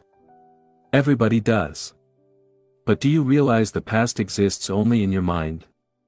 And do you realize you can't change it no matter what you do? Learning from your past is useful, dwelling on it isn't. I need to worry about the future. Worrying about the future is unavoidable to a certain extent, but it doesn't help. Instead, you should do the best you can in the present to avoid future problems. You don't need to have the perfect life to be happy. Happiness is a choice you need to make every day. You must practice it since, as we've seen before, external factors won't significantly affect your happiness. These are just some examples of assumptions you may hold. My intention here is to show you that your interpretations, and the emotions generated from them, are largely the result of the assumptions you hold about the world. Thus, to experience more positive emotions, it is important you spend time revising your assumptions. Analyzing your interpretations. As we've already seen, you interpret events based on your assumptions. Now, below are some questions to help you understand what I mean by interpretations. Do you think everything happens for a reason and embrace it, or do you play the victim? Do you believe temporary setbacks are just milestones that will lead you to succeed, or do you give up when you encounter your first major setback? Do you try to change things that cannot be changed, or do you accept them? Do you believe you're here for a reason, or do you wander through life without any clear purpose? Do you believe problems are bad and should be avoided, or do you believe they are a necessary part of life? Remember, what differentiates people who live a happy life from people who are miserable is often how they choose to interpret their lives. Action step. Write down interpretations of your emotions using the workbook, section 3. How to change your emotions, 2. Changing your story. Write down 1 or 2 emotional issues you currently have. Ask yourself, if I could get rid of some emotions, losing which ones would have the most positive impact on my life? Your interpretation of these issues. Ask yourself, what would I need to believe for my story to be true? New empowering interpretations that will help you deal with these issues. Ask yourself, what do I need to believe to avoid experiencing these negative emotions? 13. Letting go of your emotions. Emotions are just emotions. They are not you, they are not facts, and you can let them go. Hale Dworkin, the Sedona Method. As we've seen, interpretation, identification and repetition can lead to the creation of strong emotions. In this section, we'll see what you can do to start letting go of emotions that aren't helping you achieve the life you want. Emotions are energy in motion, but what happens when you prevent the energy from moving? It accumulates. When you repress your emotions, you interrupt the natural flow of energy. Sadly, nobody taught you how to deal with your emotions or even that both, positive and negative emotions, are a natural phenomenon. Instead, they told you that your negative emotions should be repressed because they are bad. As a result, you may have been repressing your emotions for years. By doing so, you let them sink deeper into your subconscious, allowing them to become part of your identity. They have often become patterns you may be unaware of. For instance, perhaps, you feel you aren't good enough. Or maybe you experience guilt on a regular basis. These are the results of core beliefs you developed over time by repressing your emotions. Most of us have too much emotional baggage and need to learn to let go of it. We need to declutter our subconscious and get rid of the negative emotions preventing us from enjoying life to the fullest. The fact is, your subconscious is already programmed to help you deal with life. Your subconscious ensures you don't accidentally forget to breathe, keeps your heart beating and regulates your body temperature among millions of other things. It doesn't need additional beliefs to function well. Neither does it need to store emotions. If you're like most people, you spend the majority of your time living in your head. As a result, you're largely out of touch with your emotions. To start letting go of your emotions, you must first become aware of them by becoming more in touch with your body and the way you feel. Below are a few simple steps you can take to start letting go of your emotions. 1. Observe your emotions with detachment. Whenever you experience a negative emotion, simply observe it with as much detachment as you can. That means getting in touch with your body. Realize that each thought or image crossing your mind isn't the emotion itself, it's only your interpretation of it. Practice feeling how it feels. Try to locate the emotion. Think of the way you would describe the emotion to someone else. Remember, don't engage in a story revolving around that emotion, and believe in whatever images or thoughts that arise when you experience that emotion. 2. Label your emotion. Remember, emotions are merely temporary experiences, or if you prefer, clothes you wear for a while. They aren't you. When you experience an emotion, you say things like, "I am angry," "I am sad," or "I am depressed." Notice how you instantly identify with your emotions. However, this is factually incorrect. The emotions you experience have nothing to do with who you really are. If you were your depression, you'll be depressed all day long every single second of your existence. Fortunately, that's not the case. Let's assume you feel sad. Rather than saying, "I'm sad," a more accurate way to describe that emotion would be, "I feel sad," or "I experience a feeling of sadness." Can you see how different it is from saying, "I'm sad"? It gives you more space to distance yourself from your emotions. The more you become aware of your emotions, the more you can label them and detach yourself from them, and the easier it will be to let go of these emotions. 3. Let go of your emotions. Too often, you over-identify with your emotions and cling to them for the following reasons: they're part of the story you're telling yourself. Sometimes, you can't stop clinging to a story, even a disempowering one. Yes, you can become addicted to destructive stories despite knowing they aren't helping you. You believe the emotions are you and feel a strong need to identify with them. You may fall into the trap of believing you are your emotions. As a result, you identify heavily with them, which creates suffering. Real-life example: I regularly felt that I wasn't good enough. As a result, I believed I should work harder. This belief led me to create lists of daily goals that were impossible to complete even when working from morning to night. I often fell short on my goals, which reinforced the belief that I wasn't good enough. By realizing this was just a story, I started letting go of this belief. After doing so, I noticed I was actually getting almost as much work done but without the need to struggle and feel stressed out. I'm still working on that issue, but I gained tremendous value from this process. The challenging part was to let go of the attachment to my story by letting go of the following: the belief that I'm not good enough and must work harder, the pride I feel from working harder than most people, the victim mentality that comes from working hard while not getting the results I want. The idea I'm somewhat special, the idea the world needs to be changed, and the need to control the outcome of my actions. As you can see, letting go of core emotions is not easy. They've become part of our identity, and we often derive a twisted pleasure from them. We may even wonder who we will be without them. 4. A 5-step process to let go of emotions. In his book, The Sedona Method, Hale Dwoskin explains there are 3 different ways to release your emotions as they arise. You can, 1. Let them go.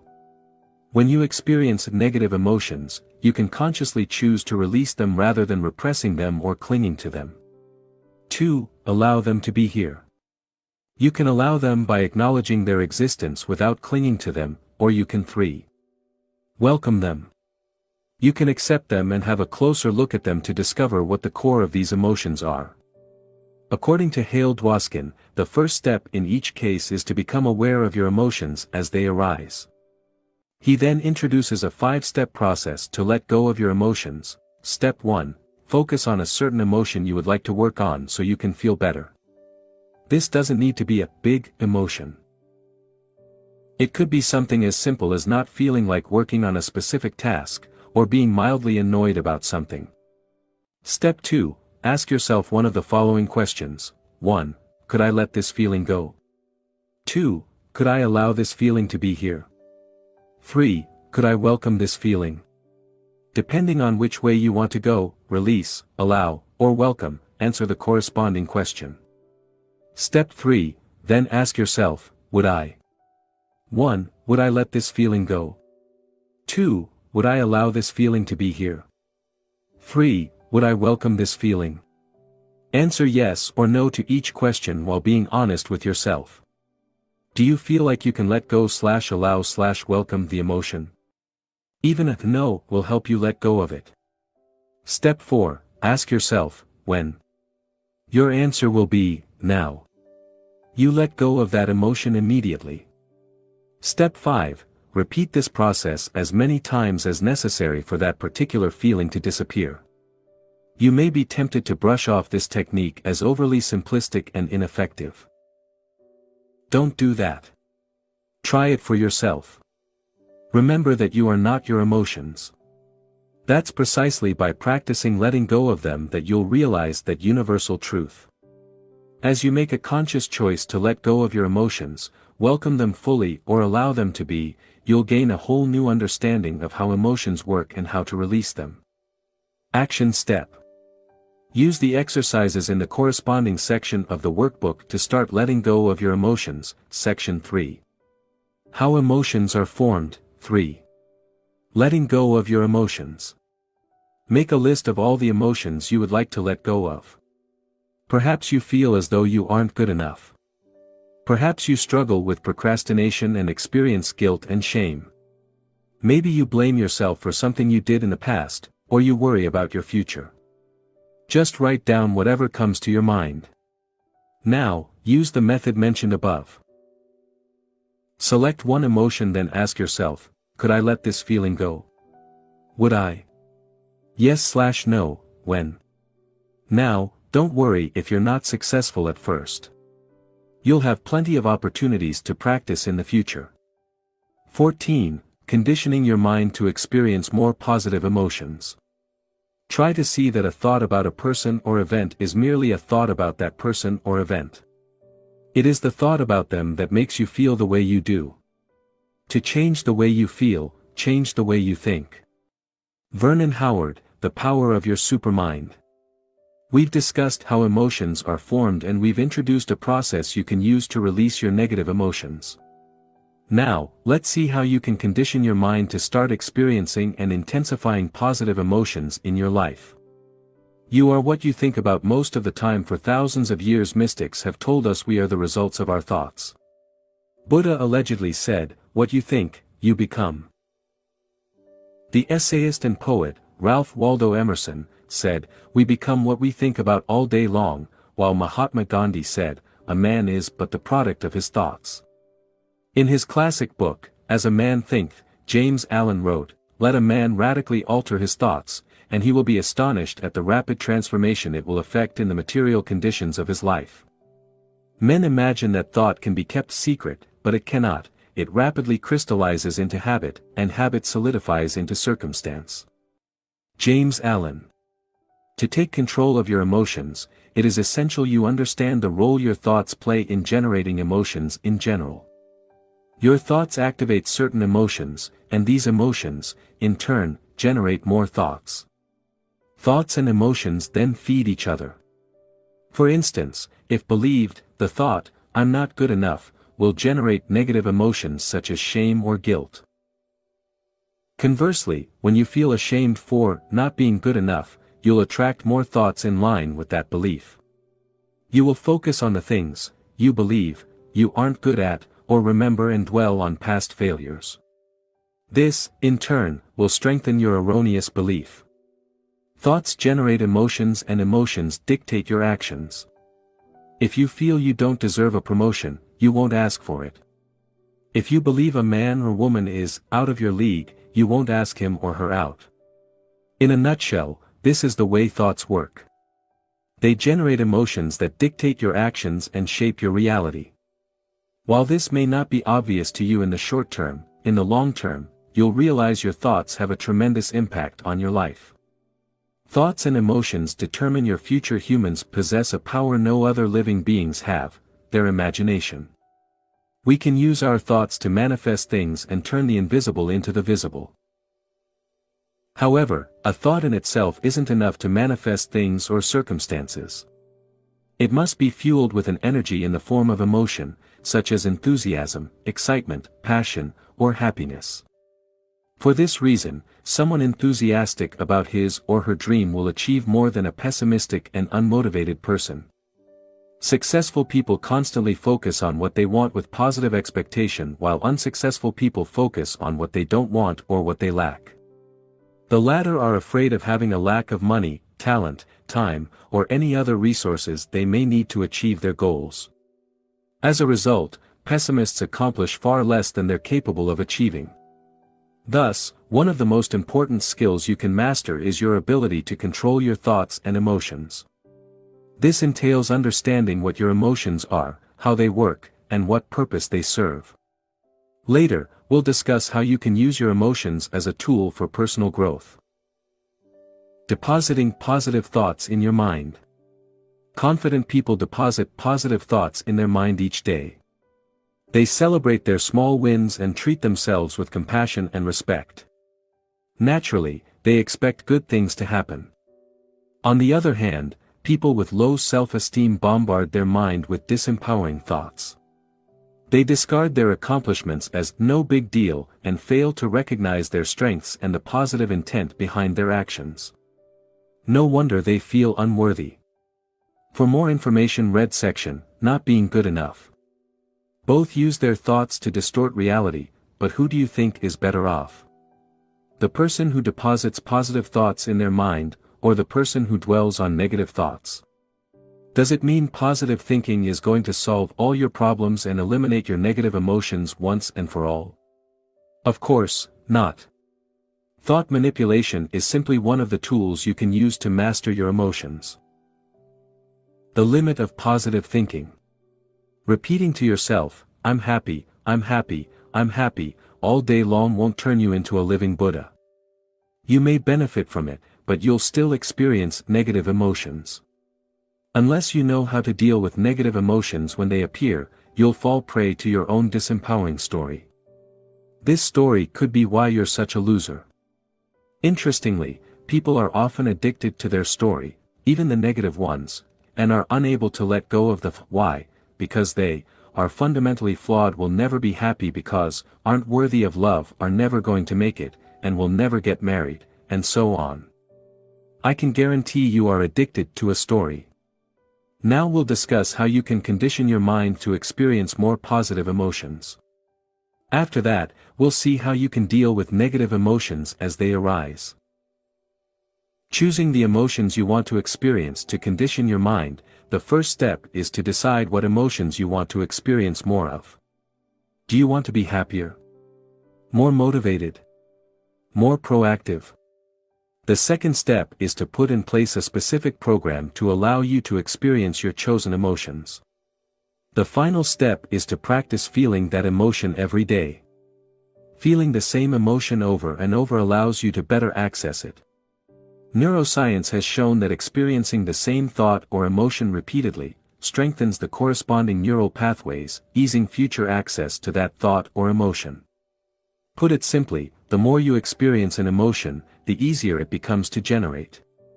That's where daily conditioning comes into play. To condition your mind to experience positive emotions, you can use the method we introduced earlier: interpretation plus identification plus repetition equals strong emotion. Here is how to use the formula in this situation. Interpretation: visualizing certain events or generating particular thoughts you see as positive. Identification: identifying with these events or thoughts by feeling the way you want to feel. To do this, you can use all the techniques we mentioned in the section, What Impacts Your Emotions, such as positive affirmations and visualization. Repetition: keep repeating the same thoughts and identifying with them. By doing so, you allow your mind to access the related emotions more easily. Below are some examples of practices you can use based on how you want to feel. 1. Gratitude. To feel more grateful, make gratitude a daily routine. Every morning, focus on what you're grateful for. The more you practice, the better you'll be able to focus on the positive side of things. Sadly, most of us know we should be grateful, but we aren't. That's why we must cultivate gratitude. As the late Jim Rohn said, our emotions need to be as educated as our intellect. Here are some exercises you can use to cultivate a feeling of gratitude. A. Write down things you're grateful for. Take a pen and a piece of paper, or even better, a dedicated notebook, and write down at least 3 things for which you are grateful.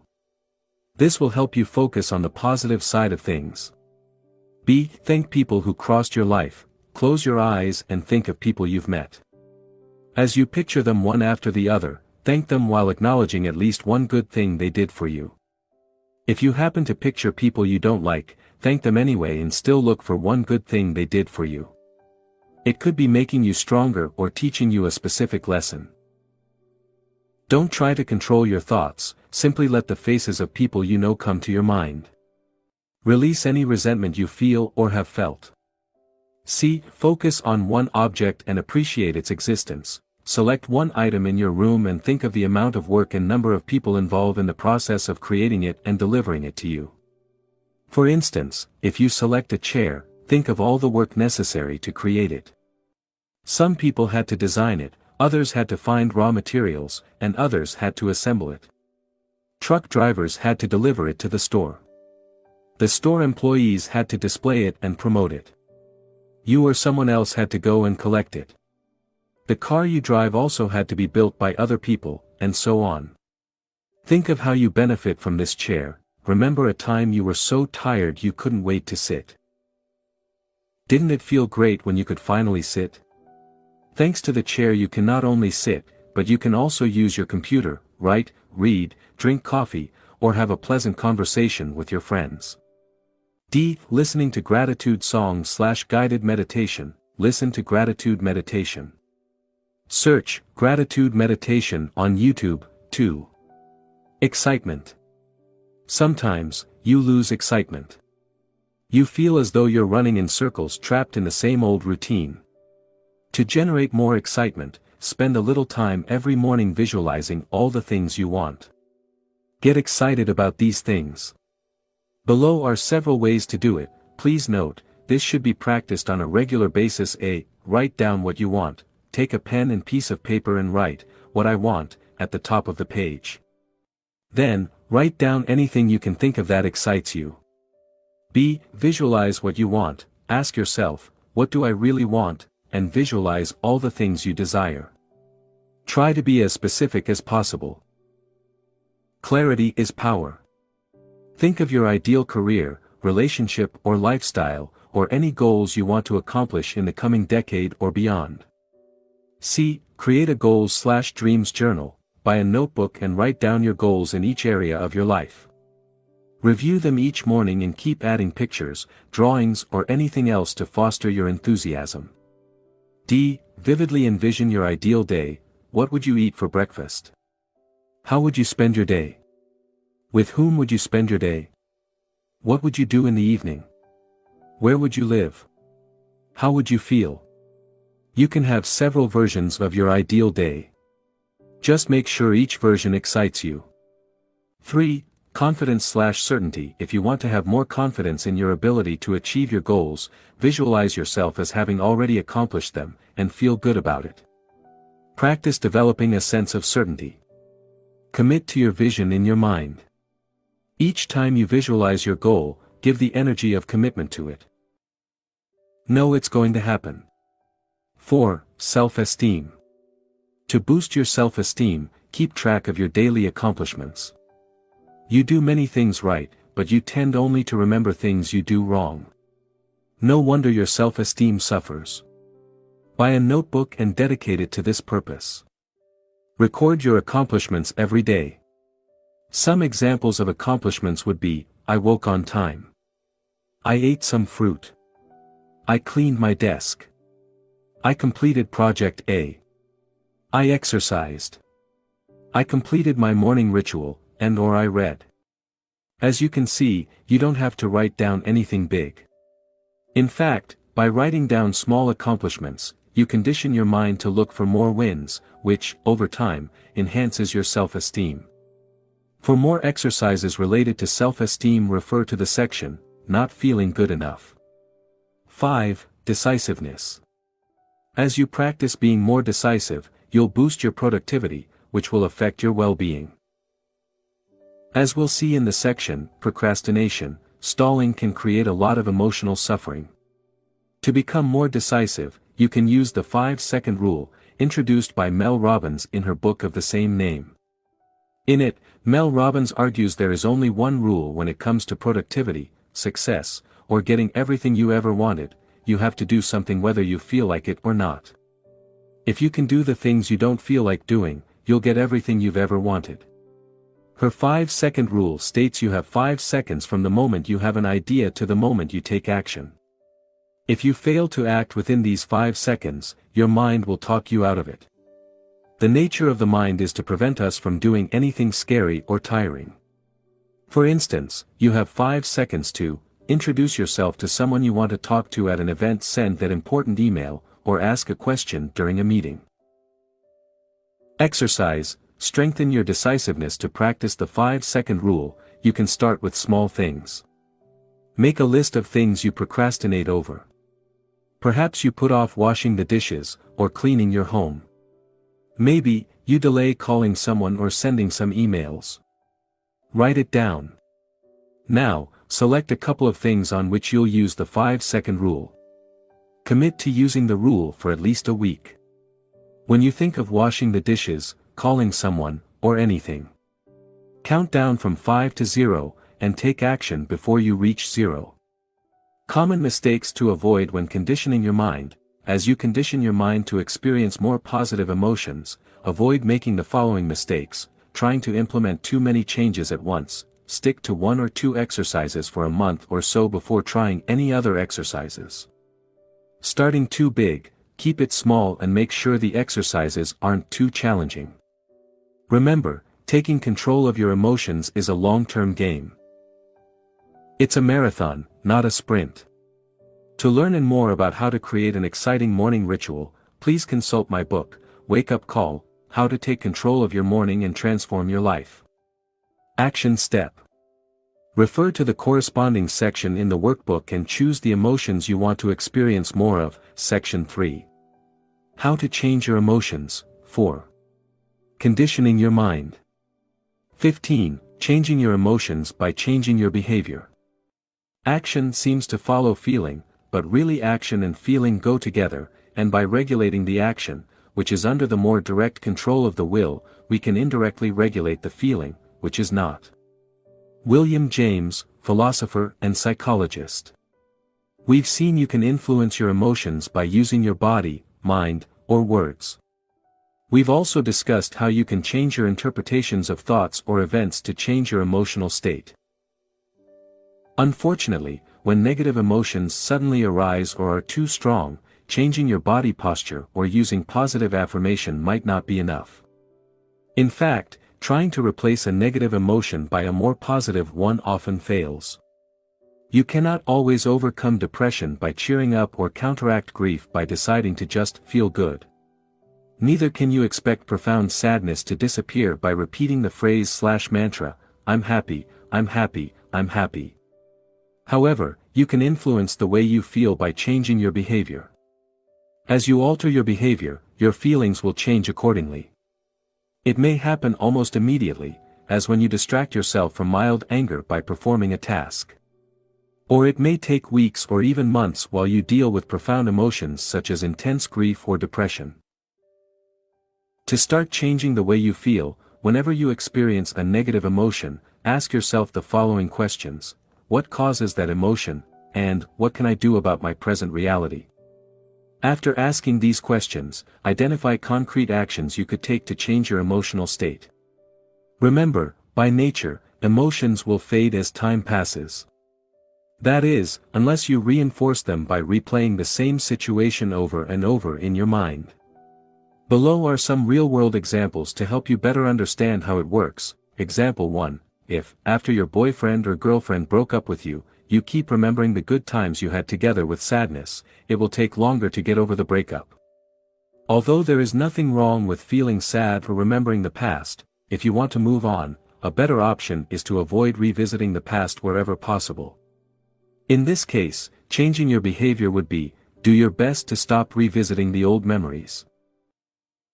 Example 2, if you constantly worry about an upcoming presentation at work, changing your behavior might be rehearsing your speech for hours.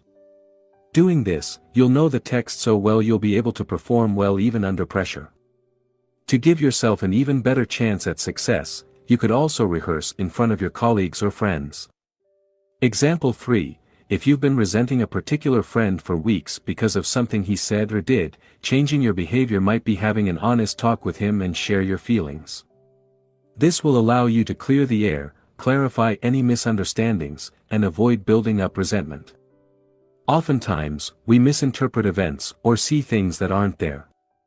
Example 4, sometimes, you feel sad, angry, or even depressed, and can't do anything about it. In this instance, the best you can do is to avoid focusing on your feelings, and just let them be. Your job here is to do what you have to do and live your life until these emotions fade. Don't forget to practice letting go of negative emotions as they arise.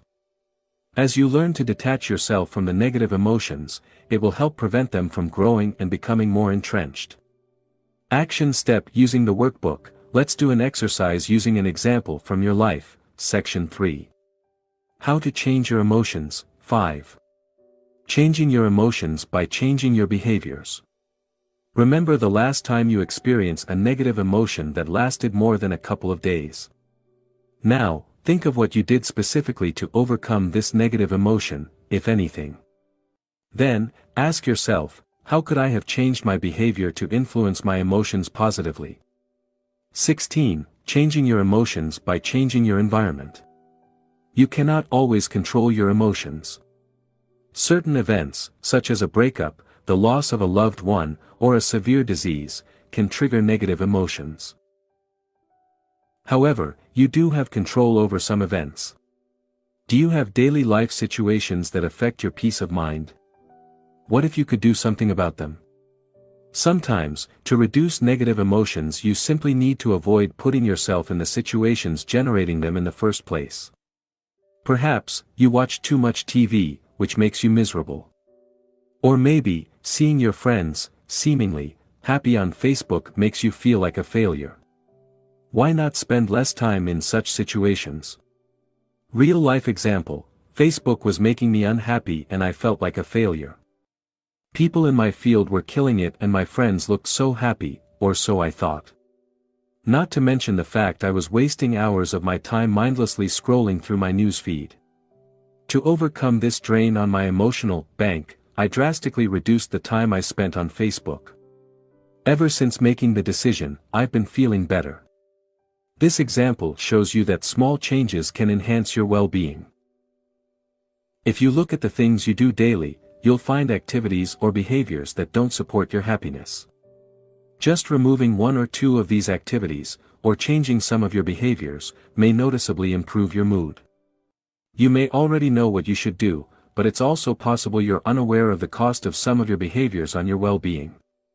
Below, I've listed some examples of activities or behaviors that may rob you of your happiness. Ask yourself whether they're contributing to your overall sense of well-being. Watching TV. Although watching TV can be fun, it's also a passive activity which may not contribute much to your happiness. Spending time on social media. Social media is convenient and it allows you to keep in touch with your friends, but it can also be addictive. Facebook or Twitter can turn you into an addict craving the approval of others. Hanging out with negative people. People you hang out with have a tremendous influence on your emotional state. Positive people will lift you up and help you achieve your wildest dreams. Negative people will suck up your energy, demotivate you and destroy your potential. As Jim Rohn said, you are the average of the 5 people you spend the most time with. Make sure you surround yourself with the right people. Complaining and focusing on the negative. Do you constantly see the negative side of things? Do you dwell on the past? If so, how does this affect your level of happiness? Not finishing what you start, leaving tasks and projects unfinished in your personal and professional life can have a detrimental effect on your mood. Unfinished business clutters your mind. Feeling overwhelmed or demotivated is a sign you may have too many open loops in your life. Examples of open loops are unfinished projects you've been procrastinating over, or avoiding people you need to talk to. These are just a few examples. What about you? What activities or behaviors rob you of your happiness? Action step. Design a more empowering environment by completing the corresponding exercises in the workbook, Section 3. How to change your emotions, changing your environment. Use the free workbook or take a pen and paper, and write down any activities you believe may negatively impact on your emotions. Then, for each activity, write down the consequence, e.g. they make you feel guilty, they demotivate you, they erode your self-esteem, etc. 17. Short-term and long-term solutions to deal with negative emotions. No other life form on the planet knows negativity, only humans, just as no other life form violates and poisons the earth that sustains it. Have you ever seen an unhappy flower or a stressed oak tree? Have you come across a depressed dolphin, a frog that has a problem with self-esteem, a cat that cannot relax, or a bird that carries hatred and resentment? The only animals that may occasionally experience something akin to negativity or show signs of neurotic behavior are those that live in close contact with humans and so link into the human mind and its insanity. Eckhart Tolle, The Power of Now. In this section, I will provide you with a list of exercises or techniques you can use to better deal with negative emotions. No matter how much control you have over your mind, you'll still experience a whole bunch of negative emotions in the future, from mild frustration to depression. You'd better be prepared. I've listed below some things you can do to deal with negative emotions and have included both long-term and short-term solutions. 1. Short-term solutions. The following techniques will help you manage negative emotions as they arise. Try them out, and keep the ones that work for you. A. Change your emotional state. Distract yourself. An emotion is only as strong as you allow it to be. Whenever you experience a negative feeling, instead of focusing on it, get busy right away.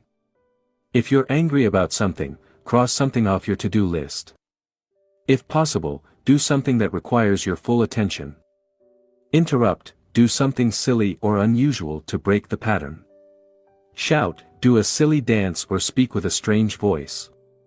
Move, stand up, go for a walk, do push-ups, dance, or use a power posture. By changing your physiology, you can change the way you feel. Listen to music. Listening to your favorite music may shift your emotional state. Shout, talk to yourself with a loud and authoritarian voice and give yourself a pep talk. Use your voice and words to change your emotions. B. Take action. Do it anyway. leave your feeling alone and do what you have to do. Mature adults do what they have to do whether they feel like it or not. Do something about it. Your behavior indirectly changes your feelings. Ask yourself, what action can I take in today to change the way I feel? Then, go do it. C. Become aware of your emotions. Write it down. Take a pen and paper and write down what you worry about, why, and what you can do about it. Be as specific as possible. Write down what happened. Take a piece of paper and write down what exactly happened to generate the negative emotion. Don't write down your interpretation of it or the drama you created around it. Write down the raw facts. Now ask yourself, in the grand scheme of your life, is it really that big a deal? Talk, have a discussion with a friend. You may be overreacting, making things worse than they are. Sometimes, all you need is a different perspective. Remember a time when you felt good about yourself. This can help you get back in that state and gain a new perspective. Ask yourself the following questions: how did it feel? What was I thinking at the time? What was my outlook on life at the time? Let your emotion go. Ask yourself, can I let that emotion go? Then, allow yourself to release it. Allow your emotions to be. Stop trying to resist your emotions or to change them. Allow them to be what they are. Embrace your emotion, stay with your emotions. Look at them as closely as possible while doing your best to remain detached. Become curious about them. What are they exactly at their core? D. Just relax. Rest, take a nap or a break. When you're tired, you're more likely to experience negative emotions than when you are properly rested. Breathe slowly to relax. The way you breathe affects your emotional state. Use breathing techniques to calm you down, or to give you more energy. Relax, take a few minutes to relax your muscles. Start by relaxing your jaw, the tension around your eyes and the muscles on your face. Your body affects your emotions. As you relax your body, your mind also relaxes. Bless your problems, thank your problems. Understand they are here for a reason and will serve you in some way. 2. Long-term solutions. The following techniques will help you manage your negative emotions long-term. A. Analyze your negative emotions. Identify the story behind your emotions. Take a pen and paper, and write down all the reasons why you have these emotions in the first place. What assumptions do you hold?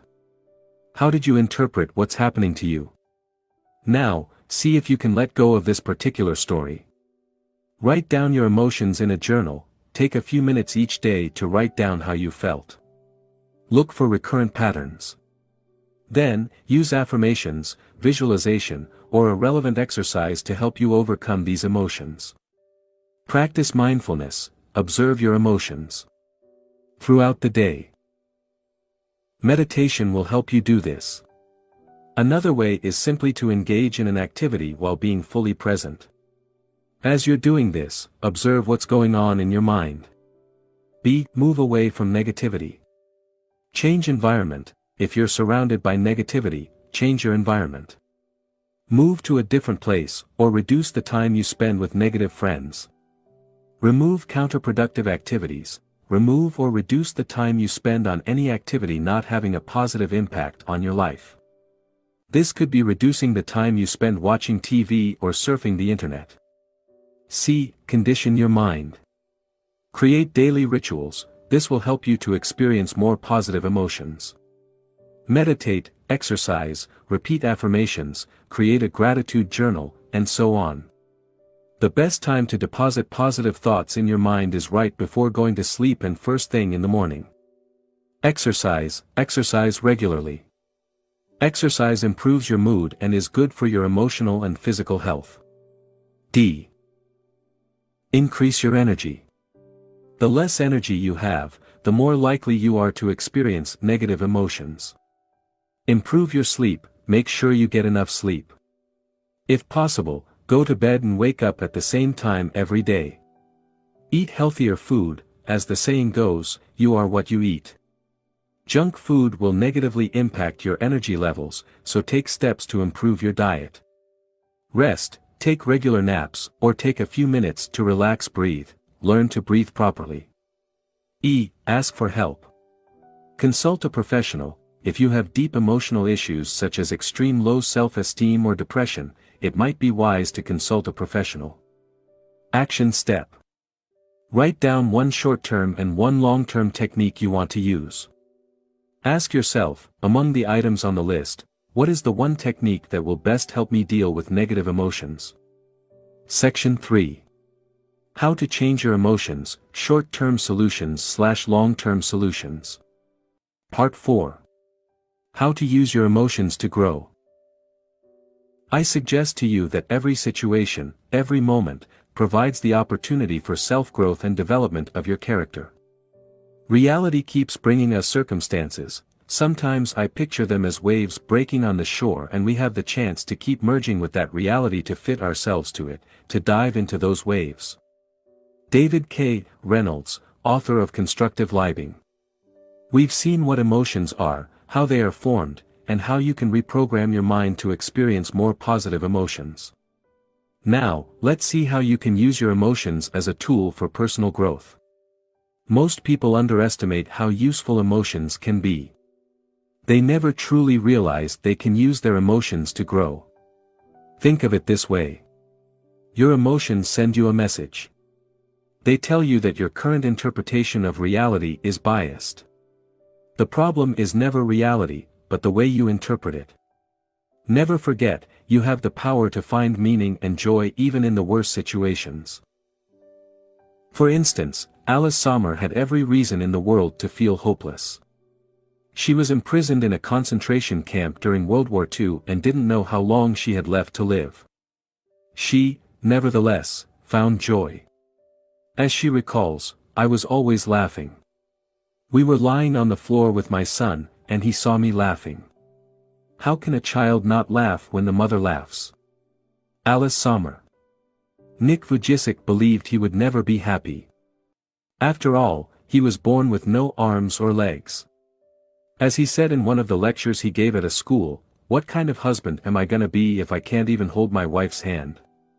Nick Vujicic. Under these circumstances, nobody would have blamed him if he had remained bitter all his life. However, he overcame his challenges, and today, in addition to being a successful motivational speaker, he's a happy husband and father of 2. These 2 examples show us we can overcome even the most challenging situations. They show us negative emotions don't last forever. Challenging times in our life are often the events that allow us to grow as human beings. Even a complete nervous breakdown can serve as a wake-up call for people. In this section, you'll learn how emotions work and how you can use them to grow, while simultaneously reducing the emotional suffering they create. 18. How emotions can guide you in the right direction. Emotions come and go and, ultimately, can't define you. But it doesn't mean they don't have a role to play. They can foster your personal growth by reminding you of what you already know: you need to make changes in your life. The more you ignore your emotions, the louder they will become. It starts with a small voice, a gut feeling, or an intuitive knowledge. As you dismiss this sign, it gets louder. Keep ignoring your emotions, and your body will begin to talk in the same way as you experience physical pain. For instance, let's say you feel an emotion you identify as stress. This tells you to make changes in your life. It could involve moving away from a stressful situation, improving the situation, or changing how you interpret it. One thing is sure, you need to do something about it. If you keep ignoring stress or the stressor, it may result in severe health issues. The bottom line is, your emotions send you a message. In the same way that physical pain tells you something is wrong with your body, emotional suffering tells you something is wrong with your mind. The power of self-awareness. Self-awareness is one of the most important components of your personal growth. Without it, you can't do much to change your life, since you can't change a problem unless you realize it exists. So, what is self-awareness? Self-awareness is your ability to observe objectively your thoughts, emotions, and behaviors without adding your own interpretation or story to it. Above or below the line. In the 15 Commitments of Conscious Leadership, Jim Dethmer and Diana Chapman introduced a very simple yet powerful model to help increase self-awareness.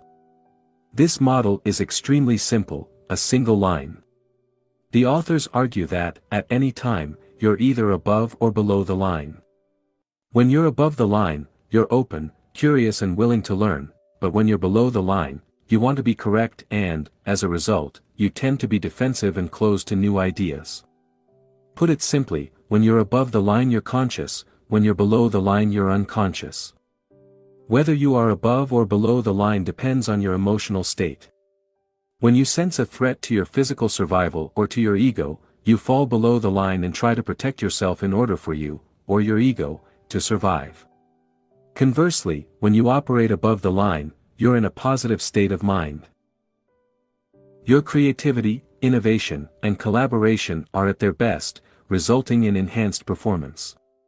Your ability to recognize when you fall below the line largely determines how well you can control your emotional state. You can't change an emotion if you don't notice its presence. This is what being aware or conscious means. Below are some examples of above the line and below the line behaviors.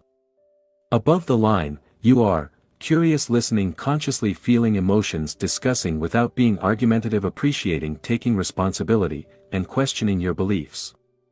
Below the line, you are clinging to an opinion, finding fault, arguing, rationalizing and justifying, gossiping, enrolling others to affirm your beliefs, and attacking the messenger. Fear versus love. Another simple model you can use is the fear versus love model. Throughout your day, you either act out of fear or out of love. You act out of fear and your focus is on getting something, be it other people's approval or attention, money or power. On the other hand, when you act out of love, your main focus is on giving, be it your time, money, love, or attention. You want to share and improve the lives of people around you, not for your own interest, but simply for the sake of it. While your actions can simultaneously reflect your desire to give and to receive, one or other of these components is generally more pronounced. To master your emotions, you must learn to identify whether you're acting out of love or fear. For instance, look at one of your major life goals. Is it a fear-based goal or a love-based goal? Are you trying to give and contribute to the world, or are you trying to take from it? For instance, let's say you want to become an actor. Some of the reasons for that could be the following: 1. Making money. 2. Being famous. 3. Proving to your parents and friends you're good enough. 4. Entertaining people. 5. Expressing yourself. The first 3 examples are usually fear-based behaviors. You want to fill a void within yourself and demonstrate how good you are. The final 2 examples are love-based behaviors that stress a desire to express your gift to the world. As we discuss in greater depth how different emotions work, keep in mind these 2 models, above/below the line in fear-based versus love-based actions. Note that throughout your day you often alternate between love-based behaviors and fear-based behaviors.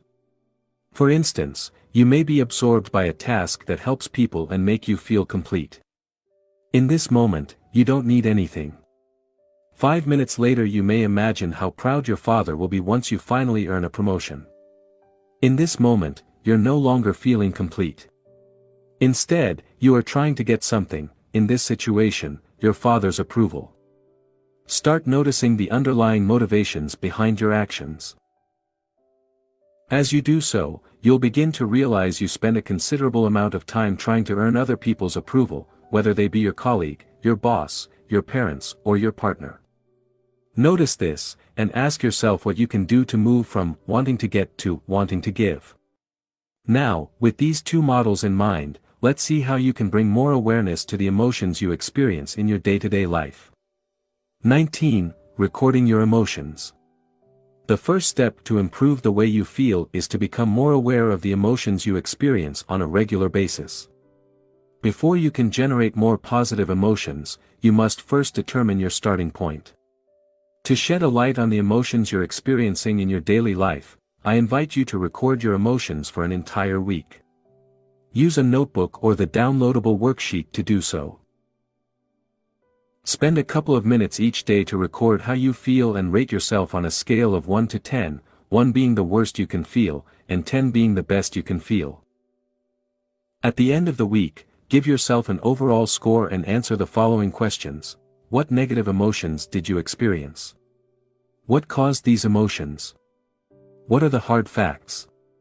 Did you have specific thoughts that lead you to feel that way? Did external events trigger these negative emotions? Did you lack sleep? Did you become ill? Were you in an accident? What really happened? Not in your mind, but in the physical world. What was your interpretation of the facts? What would you need to believe to feel that way? Are your beliefs accurate? Could you have felt better by interpreting thoughts or events differently? How did you return to your neutral state? What happened exactly? Did you change your thoughts? Did you take action on things you were avoiding doing? Did it just happen naturally? What could you have done to avoid or reduce these negative emotions? Concrete example. Let's say you record your emotions for a week and notice that you were mildly depressed for a couple of days. Here is what it could look like. What caused this emotion? I was asked to do a task at work and felt unable or incompetent to complete it. What really happened? I was asked to complete a task and I did it. What was your interpretation of the facts? I felt like I was incompetent and everybody in the office but me could do the task. I felt as though I should have been able to do the task well. I felt as though everybody was judging me. What would you need to believe to feel that way? I would need to believe, I am incompetent. Being incompetent is unacceptable.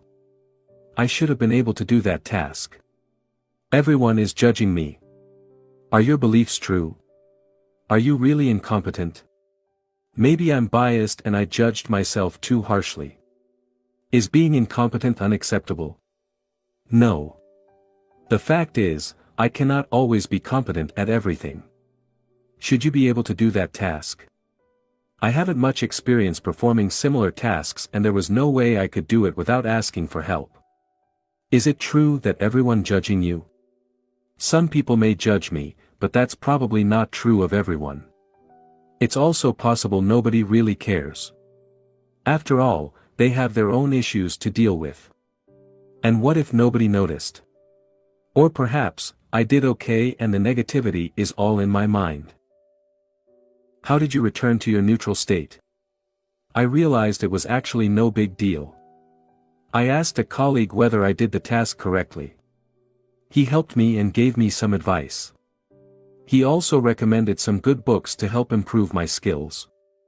What could you have done differently to avoid or reduce this negative emotion? I could have asked someone to help me instead of trying to do everything on my own.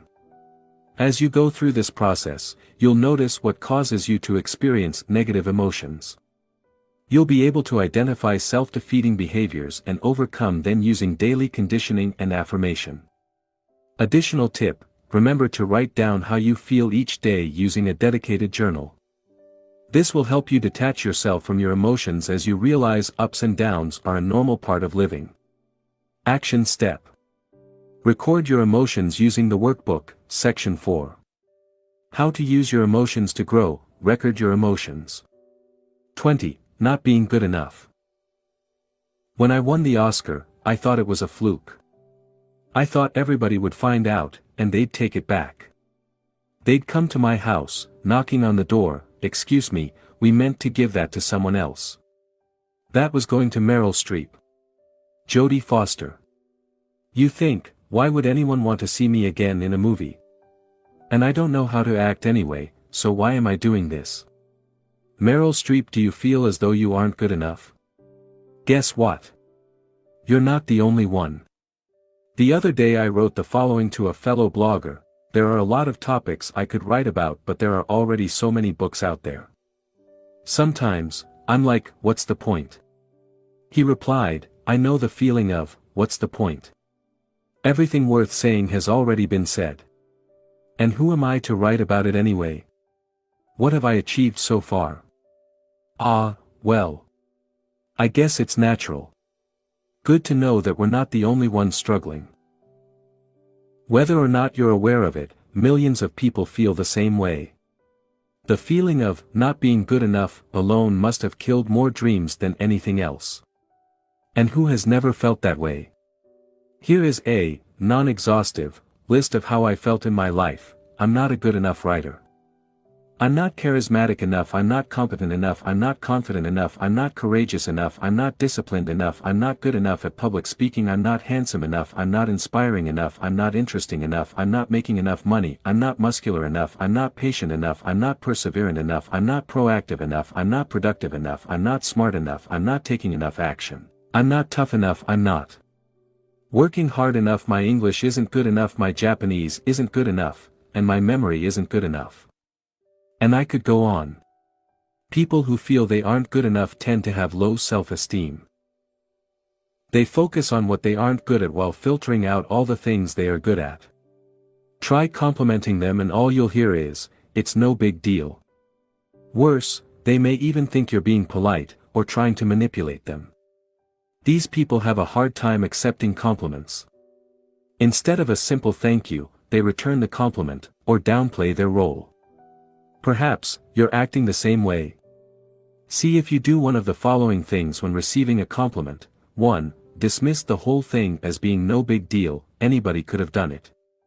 2. Talk about all the things you did wrong while explaining what you could have done better. 3. Try to return the compliment, "Thank you. I think you did a fantastic job, too." Notice your inability to accept a compliment 100% in the 3 cases above. You may not only brush off your accomplishments, but also magnify every single of your failure to reinforce the case you aren't worthy. You keep a long list of your failures, unwilling to let go of them as they fit your story. Who would you be if you were no longer the man or woman who's never good enough? As strange as it may seem, there's something scary about that. At least, the certainty of not being good enough gives you some comfort. Imagine what would happen if you released the hold you have on your story, try something you've always wanted to do, and fail. What you suspected for a long time would become true: you aren't good enough. Or worse, what would happen if you were to succeed? How would that fit into your story? Remember, your brain is biased towards negativity. Adding your own bias will certainly not help you feel good about yourself. The fact is, you do most things well. Although a lack of experience, interest, or talent may explain why you aren't doing as well as you would like to in certain areas, it has nothing to do with you not being good enough. How to use the feeling of not being good enough to grow. Not feeling good enough is a sign of low self-esteem. Many people experience low self-esteem in various degrees. I certainly do. For some, every single thing they do is insufficient. For others, they feel inadequate only in certain situations or areas of their life. Wherever you are on the self-esteem spectrum, you can probably benefit from a boost in your self-esteem. Identifying what triggers your feelings of inadequacy. The first step is to find out what triggers these feelings. What thoughts are you identifying with? Which areas of your life are concerned? Take a few minutes to write down the following: the situations in which you feel like you aren't good enough, and the thoughts you identify with, your story. Keeping track of your accomplishments. The second step is to keep track of your accomplishments. Not feeling good enough often results from the biased view you hold about yourself. You focus on your shortcomings, failing to acknowledge your successes. People with healthy self-esteem tend to look at themselves in a more objective way, acknowledging both their shortcomings and their strengths. To improve your self-esteem, start acknowledging all the things you're doing well. The following exercises will help you do that. Exercise 1: Create a win log. One of the best ways to acknowledge your accomplishments is to write them down. For this exercise, I encourage you to use your dedicated notebook. 1. First, write down everything you've accomplished in your life. Come up with a list of 50 things.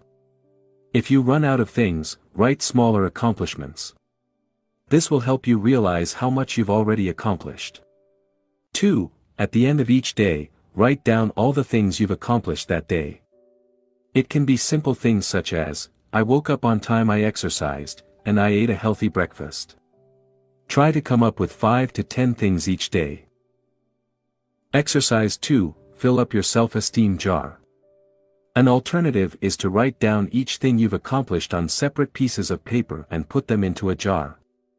Here are a few recommendations to ensure you make the most out of this exercise. Make sure your jar, or any other container you use, is in a visible location. The best location is probably on your desk, the second best location is your bedroom. Select a container you like. Choose a design you're fond of. It's all about your self-esteem, so anything that makes you feel good is advisable. Make sure it is transparent so that you can see it filling up. Give it a positive name, e.g. my self-esteem jar, declaration of love to myself, etc. Write your accomplishment on a paper you love. For instance, use different colors so that when the jar fills up, it creates something pleasant to the eye. One idea would be to use origami paper. Write with your favorite pen. The idea is to show more respect towards yourself by acknowledging your multiple accomplishments.